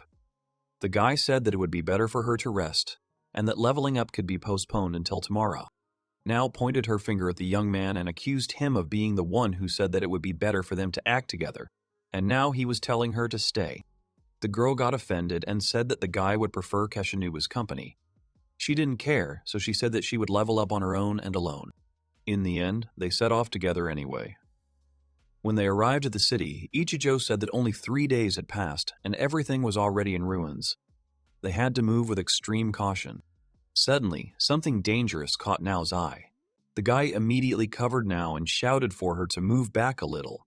Then he pointed at one of the electric poles. Ichijo said that in such an area and broken electric poles, there could be boa constrictors. There are also traces of wild boars raging here, that is, monsters, and all of them could be nearby. Ichijo said that the girl was getting too close to Konbini, so he was worried that someone might attack her from a blind spot. Nao said that the guy was being too cautious. Ichijo explained that his caution was heightened because there were many monsters in the city that were of a higher level than theirs, and there were a couple of other facts as well. Besides, Ichijo said that the monster couldn't be killed with just the gun that Nao had brought with her. As it turned out, it gave a very small boost to combat power. Nao said that it would simply be easier for her to aim if she had a weapon of that type, so that she could then determine the direction in which she wanted to use her magic. Afterwards, she pointed the gun at Ichijo with a smile and said that the magic shot from the gun sounded pretty cool. Ichijo told her not to point the gun at him. Slosh. Ichijo said that the probability of that was very low, he thought. The guys from the army couldn't hold that axe even with 4 of them, so he thought that it was still there. And as they approached the place where Atidzi had fought with the Minotaur, they immediately saw this weapon stuck in the ground. There was just one small problem. As it turned out, there were a lot of different huge birds near this place. They built their nests using the city skyscrapers as support. The guy said it was too dangerous because of them, because they weren't normal birds. Apparently they were rocks which could spray sticky liquid from their mouths to slow down the enemy's movements. In addition, she was very difficult to hit because she was constantly flying, and if she was hit, her skin was so tough that Ichijo would most likely break his fist. That's why the boy didn't want to fight her. Nao asked about how if it was hard for him to fight such an opponent, she had a solution she wanted to suggest. Ichijo stopped her and said that these birds were no match for Nao. He added that he could handle it himself somehow, and that she needed to sit quietly and hide here. Ichijo decided that he would also avoid direct combat. He flew out of the bushes and rushed towards the axe, using his sprint skill to quickly reach the weapon. As the boy ran, he saw that he was being closely followed. The rocks were already watching their target, which would serve as nutritious food for their chicks. Suddenly, something froze Ichijo's movement. He almost reached the axe, but at some point he realized that he could not move at all and moved from the spot. When the boy tilted his head down, he was horrified because he saw the very same liquid that the rook birds scattered to catch their bait. Afterwards, Ichijo realized that he had fallen into the birds' trap. He realized that he had acted too quickly, because who would have thought that they had already scattered their vomit, using the axe as bait? A few minutes later, several ugly and feathered monsters were already circling around the dark-haired youth. At that moment, their chicks screamed even louder from their nests. Ichijo thought that he was in an unavoidable situation and had already said goodbye to his life since there were many more monsters. But soon he heard Nao's scream, urging him to duck. The girl ran towards Ichijo, but at some point she tripped awkwardly and fell to the ground. Ichijo began to shout at her that she was going to her certain death with her actions. But Nao yelled back that Ichijo was underestimating her by trying to protect her all the time. She soon took out her gun and said that she could fight too. Pointing her weapon at one of the rocks, the girl used her elemental magic to summon a shock arrow. Nao's magic fired a very powerful shot, striking the monster. Ichijo continued to sit in the bird vomit on the ground. He was very surprised that the initial magic had such a strong striking power and was able to even kill the monster. After that, the rest of the monsters began to fly away, frightened by the girl. They did not even take their chicks from the nests, but quickly rushed away. Ichijo smiled and said that he took back his words and apologized to Nao. Today, the girl really saved the two of them and proved that she can stand up for herself. Afterwards, Ichijo began to approach the fierce bull's cleaver, which glowed slightly in the dark. While staring, the guy almost lost his vigilance, not noticing the bird behind him. One of the rocks desperately charged to protect its bait. Ichijo knew that the stamina value of these monsters was very high. The next moment, Ichijo reached for the axe. He pulled it out of the ground with one easy movement and knew that with this weapon, he wouldn't care about this indicator. The rock bird had already come very close to Ichijo and was about to attack, opening its beak. It also pulled out its clawed feet, but the young man cut it in half with a cleaver. Blood flew in all directions, some of it landing on Ichijo, who just smiled and said that it was exactly what he needed in that battle at the hospital. Looking at his new tool in the fight against monsters, Ichijo proudly declared that it was the same fierce bull cleaver. With it, the guy's muscle strength increased by 75 points. The rocks began to slowly return, making disgusting noises with their beaks. Nao ran closer and asked how Ichijo was feeling. The taller guy raised his axe and said that he would exhaust the birds, and Nao would deal the final blow to the monsters. Here he planned to raise the girl's level. Ichijo didn't really think that the day would ever come when he would fight alongside Nao. Back then, he thought that everything was going well, and he could handle it on his own. However, as it turned out, everything was changing at a furious speed. The monsters were becoming stronger and turning the city into a bloody mess. Soon there might be nothing left of it. Ichijo and Nao moved through the city. They encountered various monsters along the way. In the fight with the wolves, Ichijo showed off his axe, which was much easier to handle. Having killed a pack of black monsters, the guys stood in place to check their statuses. Nao asked if it was the last wolf, and Ichijo looked around and said that it seemed so. The girl looked at her status. The battles were exhausting her, and she was shaking slightly. Her level was currently 23. Ichijo said that she had risen quite well here. They were doing well, and they were also leveling up. Especially for Nao, who needed to level up as much as possible to stand up to the black wolves. Nao said that, however, they were the only ones who continued to attack, and the wolves were more than enough ferocity. Ichijo was also tired and said that they had already killed about 20. They actively attacked the guys, and this was the effect of the received trophy of hostility from the wolf race. Moreover, the guy received the Wolf Killer, which increased hostility by 40. But the increased hostility gave them an advantage because the enemies willingly went their way. After all, they wanted to quickly raise their levels, so everything went well. Nao came closer to Ichijo and leaned on him. The guy immediately recognized how she was feeling. It was obvious that she was tired, but the girl herself said that she was tired, but the girl herself said that she was fine.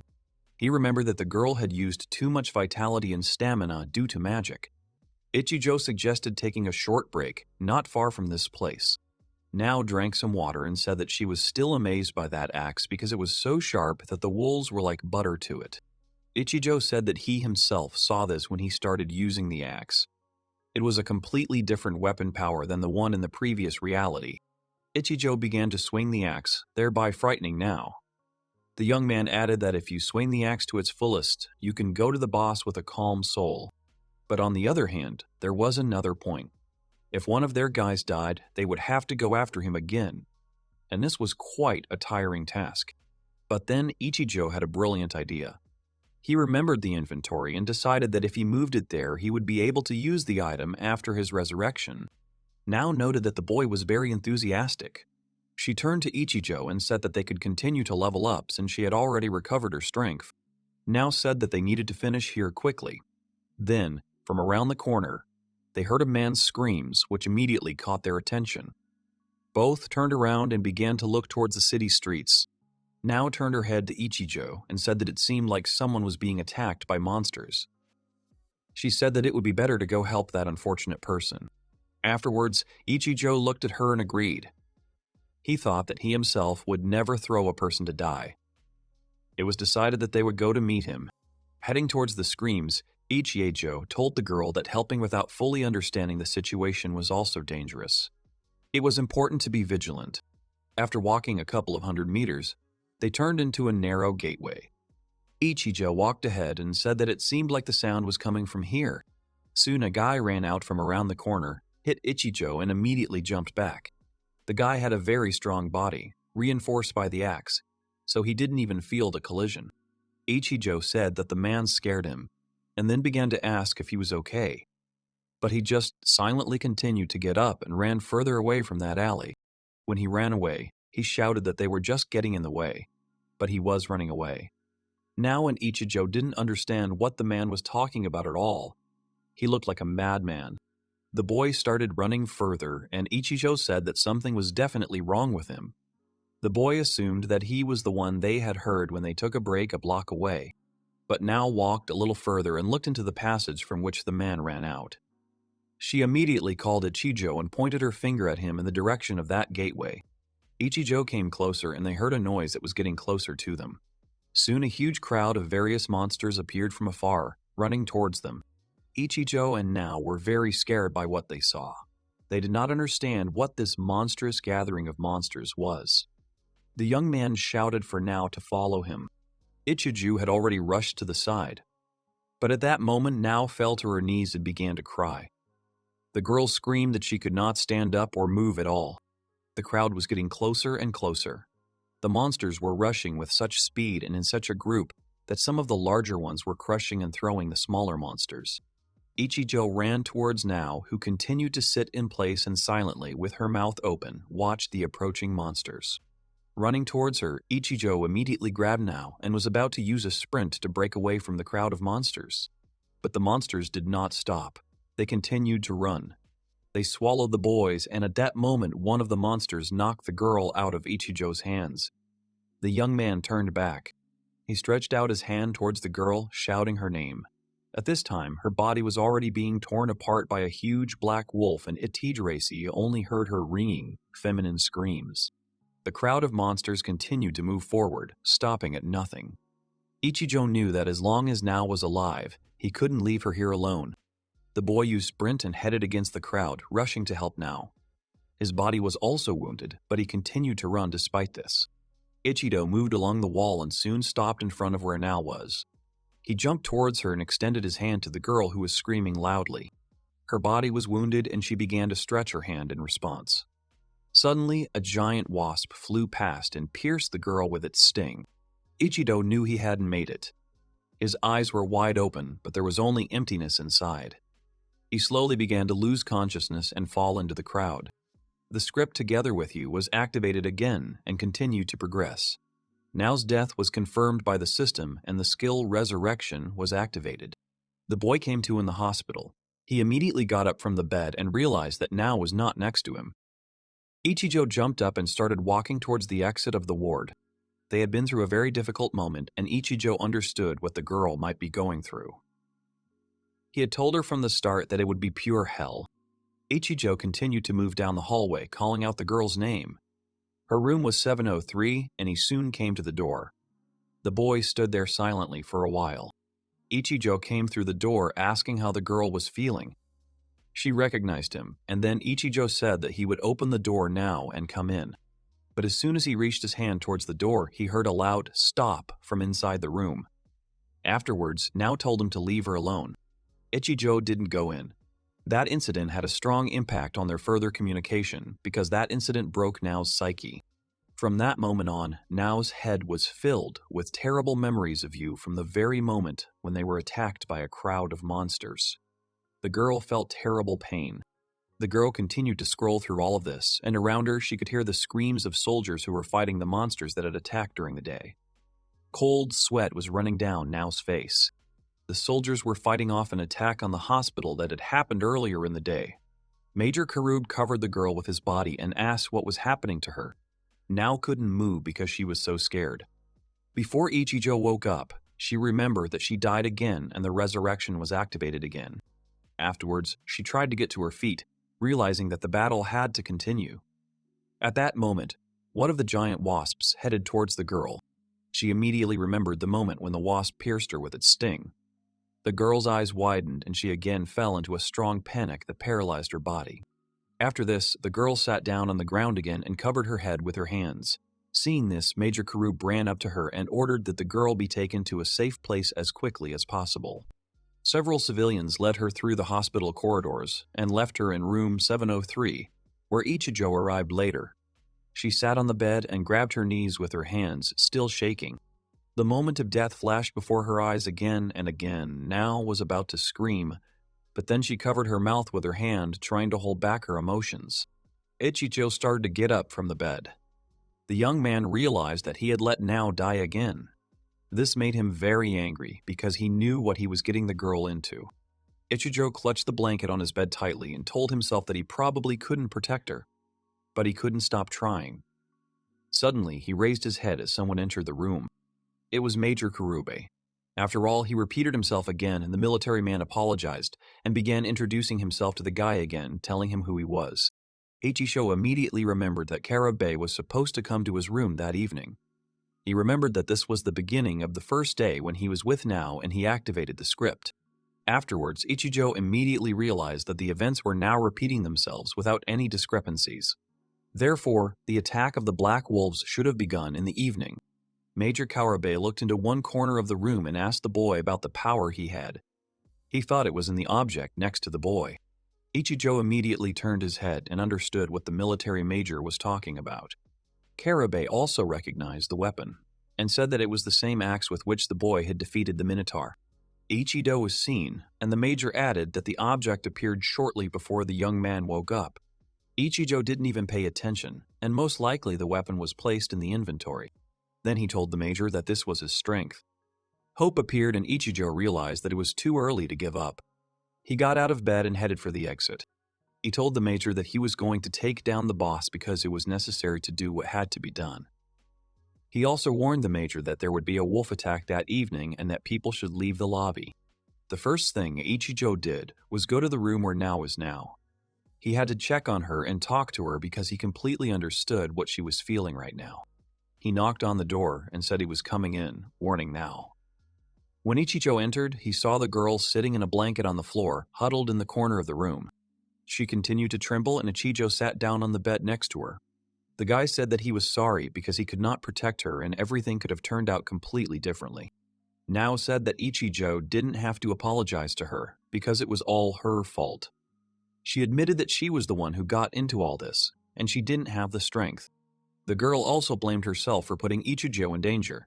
Nao accepted that the guy was very cool, because he himself had already died so many times and got up every time.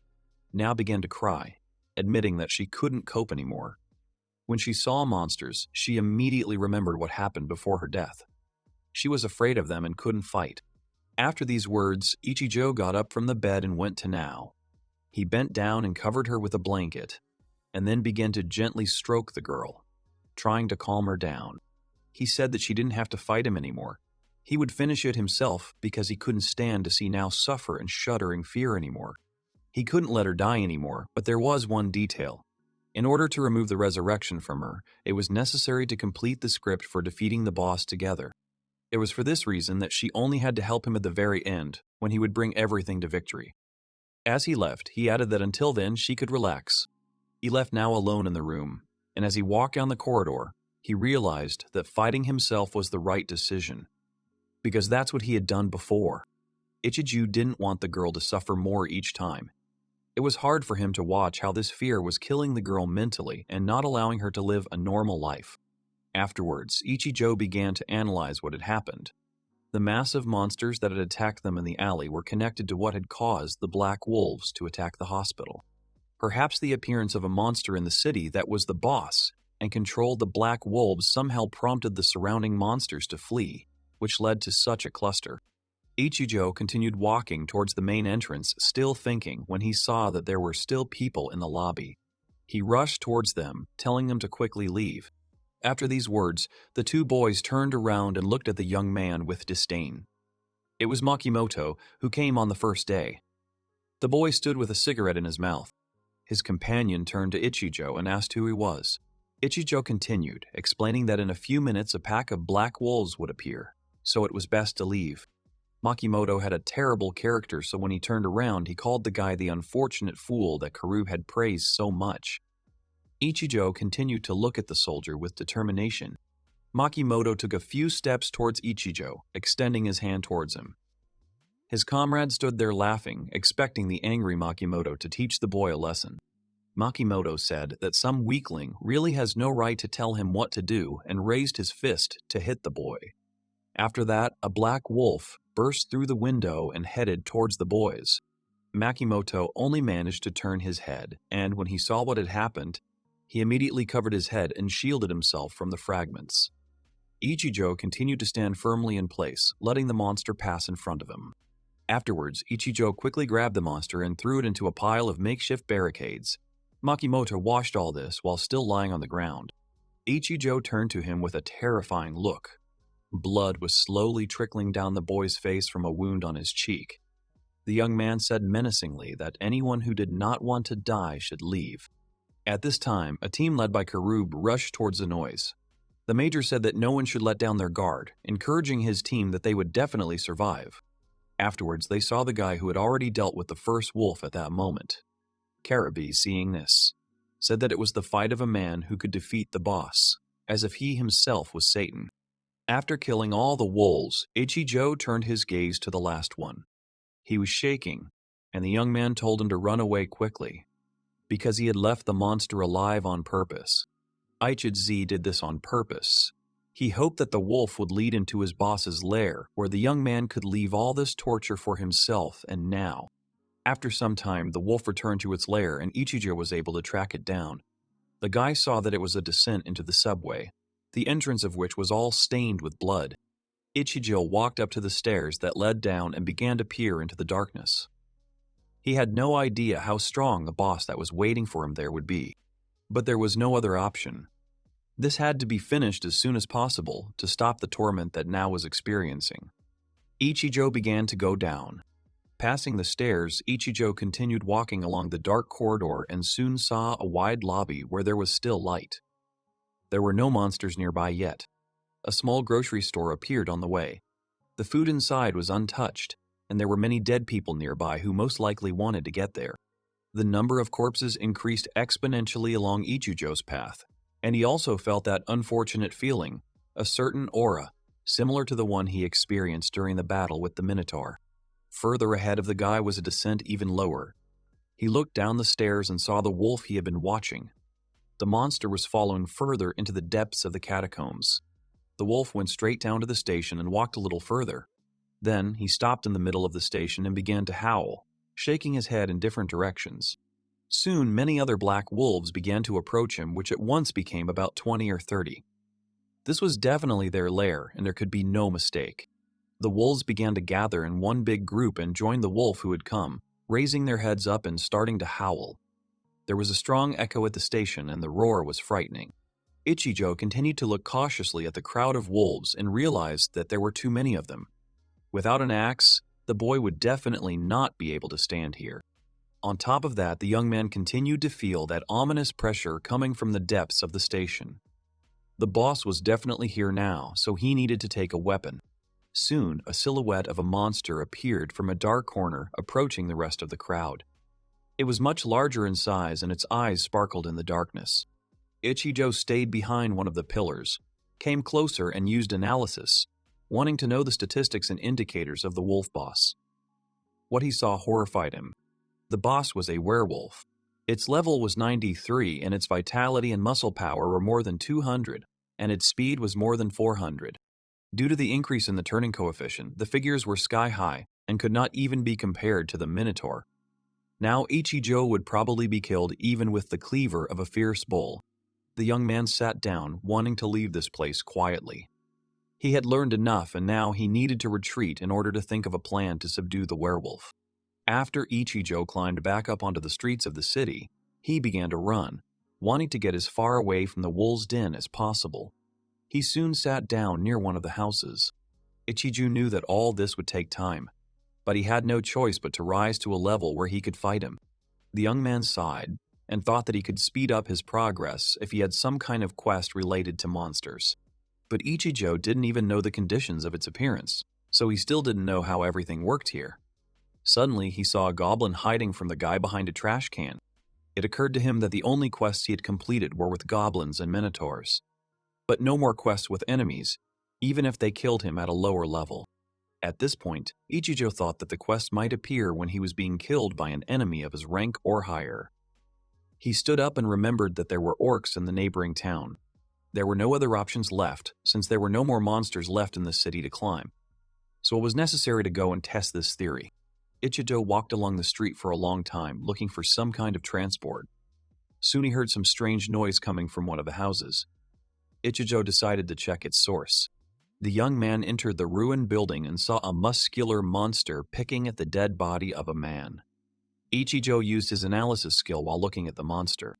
It was the orc the boy was looking for. The monster's level was 59. All indicators were around 150, except for luck and magic power. Ichijo thought that the orc's stats were about the same as his, so it suited him. Now he needed the orc to kill him, and then a new quest could open up. Ichijo walked into the room and spread his arms out to the side. The boy said that the orc seemed to be hungry and that fresh prey was right in front of him.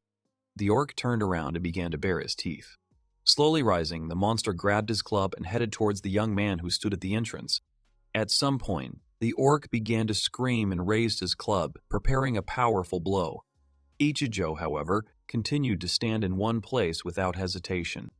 Ichijo's head with a sharp club. The swing was really strong, but the boy's body did not move and remained in place.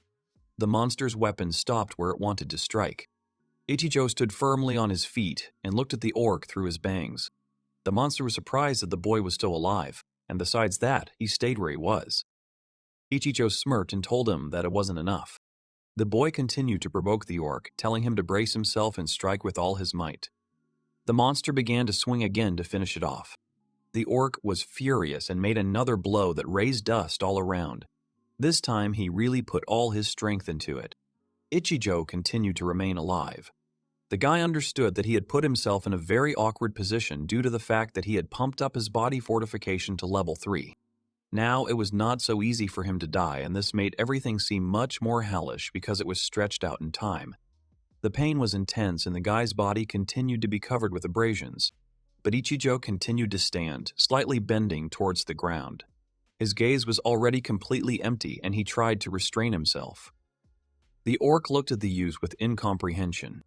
It was of course painful, but Ichijo had something to compare it to, because no matter how many times he died, it was painful and scary, but everything was done for a reason. While the orc continued to try to kill the boy, Ichijo continued to think and endure, realizing that it would be better for this to happen to him than to now. Ichijo looked up once again and said that he would die as many times as it took because this time he would do everything to keep his promise. The script Together With You began to progress. Ichijo Akira's death was confirmed and the special skill Resurrection was also used again. So the guy did it and he got a D-class quest. It was called Orc Attacker and the conditions were to defeat 50 orcs. Ichijo took his axe and was ready to start raising his level and progressing in order to further resist the werewolf and put an end to this. After Ichijo completed the quest, he received a reward of 30 points, which was extremely useful. The guy was standing in the middle of the road, and there were several orcs killed near him. In the end, Ichijo now had 47 points to spend. It was a good accumulation, and it was time to strengthen it by unlocking new abilities. The guy opened the skills window and started thinking about what skill he should buy. At some point, the guy decided that he would definitely raise the level of one of his skills. Ichijo decided that he needed to pump up the automatic regeneration. It was hard when the guy felt the damage from the battle with the Minotaur every time he came back from death. He had used up a full 30 points, but there was nothing else to do. The 17 remaining points would have been better distributed among the ability values or to acquire a new skill for combat. Studying the skill grid, the guy understood that if he used them for sprinting, then he would be able to overcome the wolf's speed. But the problem was that it would not have a decisive meaning. He needed a skill that would definitely be useful to him, and then he saw Titanic Power, which cost 15 points. It was an active skill that consumed magic power. With all this, the skill, as well as sprint, increased muscle strength, while consuming magical power. If the guy has this skill, then he will already be able to surpass the endurance of the wolf. Here Ichijo sat down. He thought that if he recalled, he was sure that when he saw this skill before, it was worth 10 points, but for some reason the indicator increased. Maybe if he were to acquire a skill that changes his status depending on the consumption of magical power, he would already spend more points acquiring skills of the same system. Well, okay, now all that was left was to analyze the werewolf's attack pattern, diet his paws, and thus open the same quest as he had received with the Minotaur. Throwing the axe over his shoulder, the boy headed towards the subway. Ichijo consoled himself with the fact that he had only one effort left where he would have to suffer. Ichijo's preparations were almost complete. Everything else now depended on Now, since she was not feeling well at the moment. But the script would only fail if they won together. After his latest death, which Ichijo received in the wolf boss's lair, he woke up in a hospital room and began to stretch. He felt much better. The pain was completely gone, and the increase in auto-regeneration was definitely worth it. Now the guy was ready to perform. Ichijo left his room. When Ichijo went out into the corridor, someone called out to him from behind. The guy turned around and saw Major Karube there. The soldier said that he was just about to go to the guy's room. Karube then inquired about the boy's condition, seeing that he could already move independently. Ichijo said that he did not have time yet, so he couldn't linger with the major in the corridor to give a detailed explanation. But the guy did say that he promised to defeat the wolf boss. Karube was extremely surprised by what he heard, but he completely trusted the guy, so he waved his hand and said that they would definitely see each other again in such a case. Ichijo approached the girl's room and knocked on the door. He warned Now that he was about to enter and opened the door almost immediately. After the guy entered the room, he saw Now, who was still sitting in the corner of the room, covered with a blanket. It was obvious that she still felt uneasy. Ichijo informed the girl that he had finished his preparations.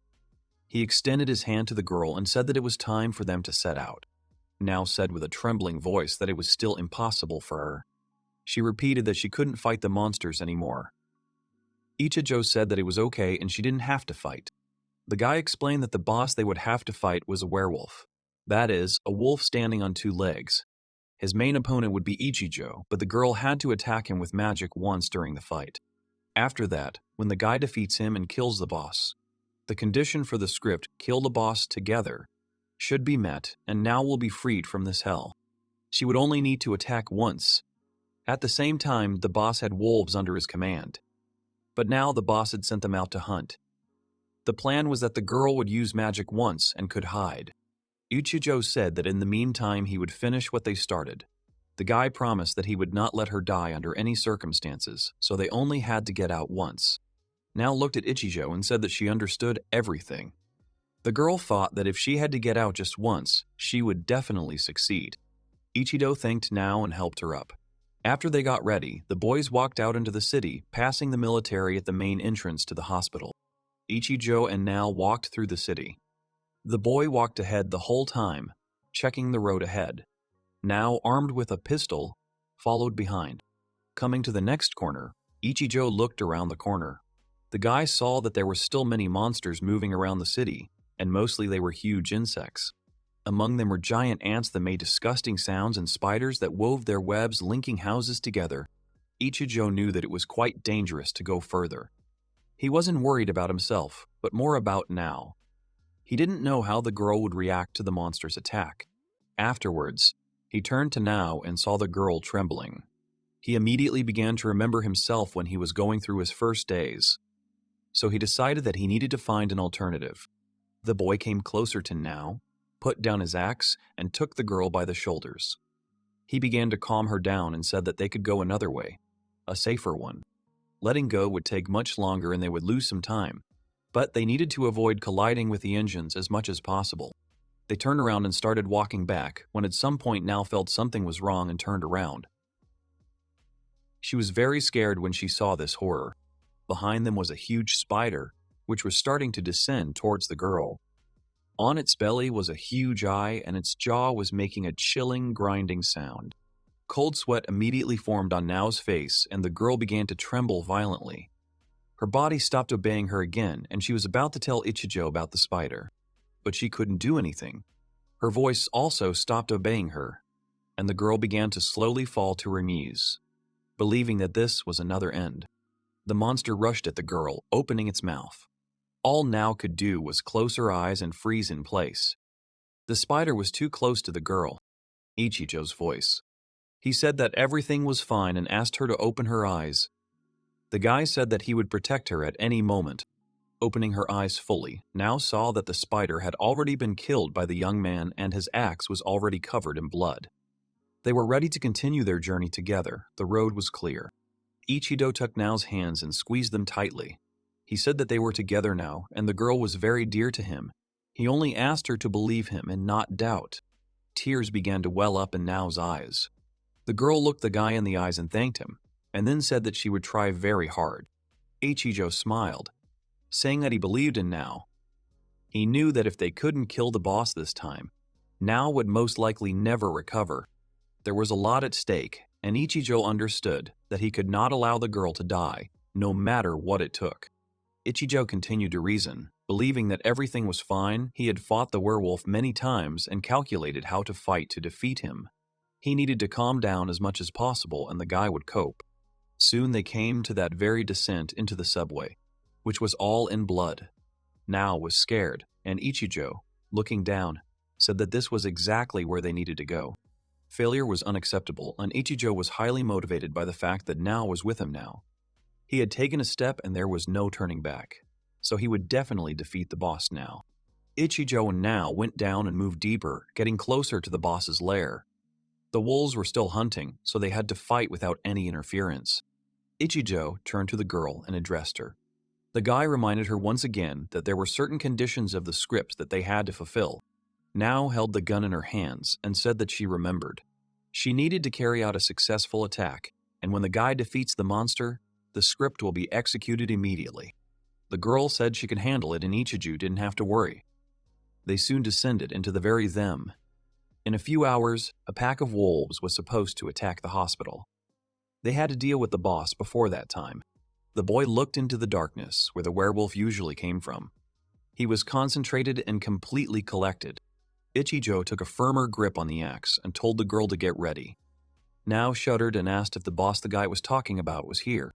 Suddenly, a system announcement appeared before the girl's eyes. She also received a C-class quest that she needed to defeat a werewolf to complete. The girl also looked forward and soon saw the boss who appeared from around the corner. It was the same monster that killed Nao for the first time after activating the script. She immediately remembered him, and the girl was thrown into a shudder. She did not think that they would have to fight such a huge beast. And since he killed her earlier, the girl also received a quest. Nao was getting worse with each passing second. She looked at the werewolf and couldn't believe that Ichijo was going to fight such a huge and powerful monster. Ichijo continued to stand calmly, but Nao's legs were already starting to tremble and cramp. She thought it was impossible to defeat such a powerful boss. The werewolf immediately rushed to attack, leaning back on Nao. Ichijo stood nearby and stopped the monster, holding out his cleaver. The girl continued to stand silently, very scared. Afterwards, the werewolf lunged again. But Ichijo grabbed Nao and used sprint to drag the girl aside. Nao held Ichijo's hand very tightly, still shaking. Everything happened so fast that Nao couldn't even see anything. She didn't understand how she could handle the attack that she was supposed to hit that monster with. The werewolf began to strike repeatedly, gradually getting closer to his target. Ichijo, however, continued to keep everything under control. At the moment when the werewolf decided to attack, Ichijo used sprint, and the 60-second countdown of the skill began. The guy rushed towards the beast. Dodging the werewolf's tenacious paw, Ichijo placed the axe on the ground and then pushed off from it, maneuvering and sneaking up on the monster from the unarmed side. Ichijo delivered a powerful kick that sent the boss flying towards the wall. The wall immediately cracked, and Ichijo continued his pursuit, keeping a minimum distance. Joining the wolf that was trapped in the wall, Ichijo pinned the boss with his axe and began to press down on him, trying to keep the beast in one place.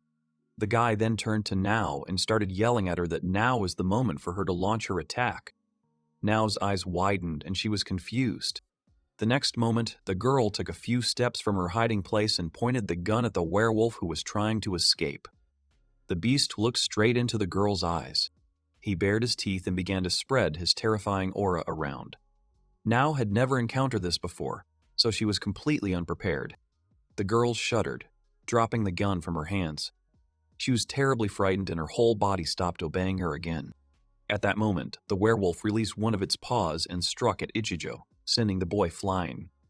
The wolf let out a terrifyingly loud roar and rushed forward. Ichijo was thrown back into the carriage, but the guy managed to grab the werewolf by the hand and drag him along. Their battle would then move and continue there. Nao fell to her knees and bowed her head down. The girl's whole body was frozen with fear, just like when she saw other monsters. She couldn't pull herself together. She understood that she could do nothing about it. The mere sight of these horrible beasts triggered panic processes in her, which completely blocked her self-control. The girl continued to sit and shake, repeating in her head that she couldn't fight at all, no matter what she tried to do with herself. At the same time, the noise of pogrom was coming from the carriage. The werewolf grabbed Ichijo with his clawed paw and was destroying everything that was in the train. The guy continued to fight back, realizing that with Nao's current state, there was nothing left to do but leave this script.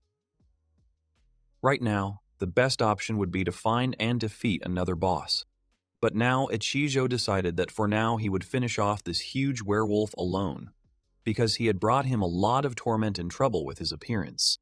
The guy was really angry. After all, it was because the script for this wolf was activated that Nao had to go through this whole nightmare during the preparation. The guy activated Sprint again and began to crush the werewolf, throwing him away. The boss broke through the carriage and fell back onto the station, fell and slid on the platform. Afterwards, Ichijo caught up with him once again and began to hit him in a targeted manner, throwing the werewolf down onto the rails so that the boss would be as far away from Nao as possible. When the werewolf was already lying on its back and breathing heavily, Ichijo jumped up and raised his axe, shouting that this was where he would put an end to this werewolf. Ichijo continued flying towards the werewolf, as it made a sound resembling a grin, and its eyes began to glow brightly. Ichijo did not understand the reason for this.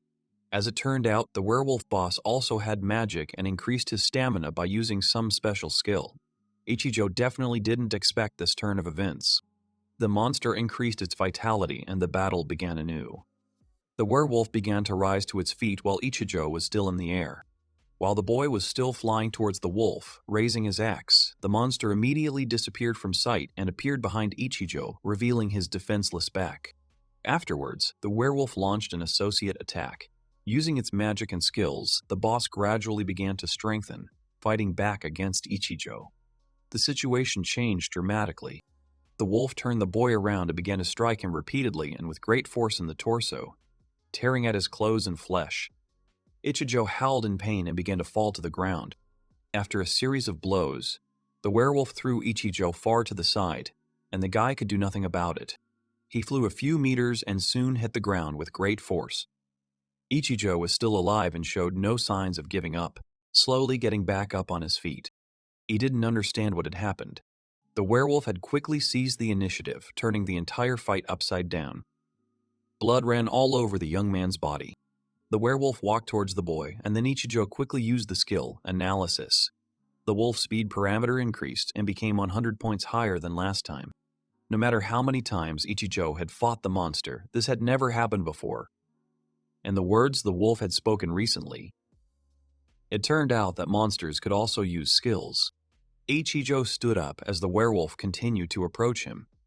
The wolf turned to the other side and began to howl loudly. Ichijo saw all this and realized that the monster had now turned its gaze to Nao and decided that it would finish off the girl first. Ichijo, breathing heavily, told him to wait. Afterwards, the guy put one hand behind his head and said that the werewolf wasn't going anywhere now because they weren't done yet. The boss was provoked by these words and turned to the guy. The werewolf decided that it would be much easier for him to first remove the obstacle in his path in the form of a man with a cleaver, so he immediately rushed towards him. The wolf struck, and Ichijo immediately covered himself with his hands. He then spread his arms and struck the wolf. The boss was thrown back several meters. The boy understood that right now when he brought Now here and told her that this would be the only time, he could not give up. Ichijo had to protect the girl at any cost. Ichijo again, continuing to use the associated attack skill. Ichijo knew that if he didn't dodge now, he would lose all chances of winning. It was time to go all in, so Ichijo moved his last few points into his magic power. This maneuver restored the full skill usage time. Now Ichijo was faster than the werewolf. The guy activated the skills Sprint and Titanic Force at once, and then rushed to attack the monster in return. After a series of blows, the werewolf began to wheeze and spit blood. Ichijo understood that he still had a chance, and he had dealt a decent amount of damage now. The boss must have been at his limit too. Grabbing an axe, Ichijo charged at the werewolf, knowing that he most likely needed to make one more successful breakthrough and the werewolf would say goodbye to its life. As soon as Ichijo jumped up and rushed towards the wolf's head, the monster let out its howl again, which was much louder than the previous time. It was already somewhat reminiscent of the fight with the Minotaur. Ichijo was thrown back and was unable to complete the attack that would have ended the fight. Then Ichijo heard a noise that was right below him. A multitude of light steps, which did not belong to humans but to animals, began to trample the floor on the upper floor. The wolves were returning to their lair. Behind the werewolf appeared the same three-headed wolf with which Ichijo had already fought in the hospital in front of the military. The boss was closely watching the guy. Ichijo continued to hold his weapon, realizing that the boss had called his subordinate monsters and now, who was at the entrance, was in grave danger. While the battle between the boss and Ichijo was going on at a very fast pace, the girl continued to sit on her knees the entire time, being at the very beginning of the station. At some point, everything became quiet, and the girl heard footsteps nearby. She began to gradually remove her hands, which she had been covering her ears with, hoping that it was all over. When she raised her head, she saw a three-headed wolf approaching her, drooling on the floor. He began to sniff the girl and intended to eat her. Ichijo immediately ran away from the wolves that ran after him. The guy now had the main task, saving Now, who was probably in danger. The guy realized that the decision to keep his distance had ultimately played a cruel joke on him and worked quite the opposite. He had to run to her quickly before trouble happened. Meanwhile, the three-headed wolf continued to approach the girl. Now was scared and began to gradually back away, shouting at the monster to retreat. At this point, the two-headed wolf broke loose and began to open his mouth. He rushed to attack the girl, gaining speed, but at that moment something stopped him. Right in front of him, when the wolf was already at its target, Ichijo appeared, who covered Now with his body. The guy clenched his teeth in pain, but continued to stand firmly on his feet. Now screamed in horror as she watched. Ichijo was bleeding all over and was looking at Now, who was still alive and unscathed. After breaking free from the three-headed wolf's jaws, Ichijo turned around and began hacking at the monster with the Minotaur's cleaver, driving it back. The monster was soon defeated. Ichijo was exhausted and could hardly stand on his feet. He bent down, still holding the axe, and the girl meanwhile shrank and quietly said the boy's name. She looked at the tired and injured Ichijo. She saw how the boy could barely stand on his feet and his entire body was covered in scars from the claws and teeth of monsters. Ichijo turned around and smiled at Now. The boy said that he wasn't that bad. It wasn't a cause for concern. Of course, he wanted to reassure Now. After the danger passed, Ichijo knew that it was not the end and he had to fight on. The boy rushed towards the boss, saying that he would finish everything. As he ran away, Ichijo shouted for Now to hide safely. The girl extended her hand, shouting for the boy to stop and for this bloodthirsty battle to cease. She watched as Ichijo continued to fight the wolves and was surprised that he could still stand on his feet. She did not understand where he got his strength from, and yet he still smiled at her. Now began to remember all the moments that happened to them before. Ichijo always smiled at the girl and was as friendly as possible, no matter what situation happened in their lives. She also recalled a case when two guys were pestering a girl, offering her a little fun. It was still in school, and those guys were seniors. Ichijo, dressed in a school uniform, immediately appeared in front of them. The boy put his fists forward and told the two to leave the girl alone. The boy was not particularly strong during his school years, so he quickly received several blows that knocked him to his feet. The seniors fell behind and started to walk away. Nao leaned over the boy and asked why it all came to a fight. Yes, Ichijo was not exactly a tough guy back then. He continued to lie on the ground, turning his head towards the girl. Ichijo then smiled and said that the most important thing was that Nao was okay no matter how it was achieved. Nao continued to sit with her hands on the floor. A bunch of thoughts continued to float through her head, and the moment came when she had to make a decision. Ichijo continued his battle with the boss, receiving more blows from the werewolf. At some point, the boss pressed the guy against the wall and began squeezing him with his paws. Nao saw all this and understood that now no one could help Ichijo except her. The rumble continued and the groans of the young man who was slowly suffering defeat could be heard at the station. Nao understood that no matter how many wounds Ichijo received, he gave everything of himself to protect her. And yet she did nothing, continuing to sit there and cry. At some point, the girl reached for the gun and squeezed it tightly with her hand. She understood that this could not continue. Because earlier she had given herself a word, the girl promised that she would support Ichijo. She stood up and raised her gun. The tears in her eyes were not dry yet, but she was ready. Taking aim, the girl told herself that she could no longer hesitate. She too had to move in this world that had gradually turned into a living hell. Now shouted that she would be with Ichijo and fired a magic arrow towards the werewolf who was pinning the boy against the wall. The werewolf only had time to shift his gaze when he was immediately struck by a magic arrow. Ichijo was aware of what had happened before his eyes. He knew it was now. The werewolf stumbled, jumped to the side, and let go of Ichijo.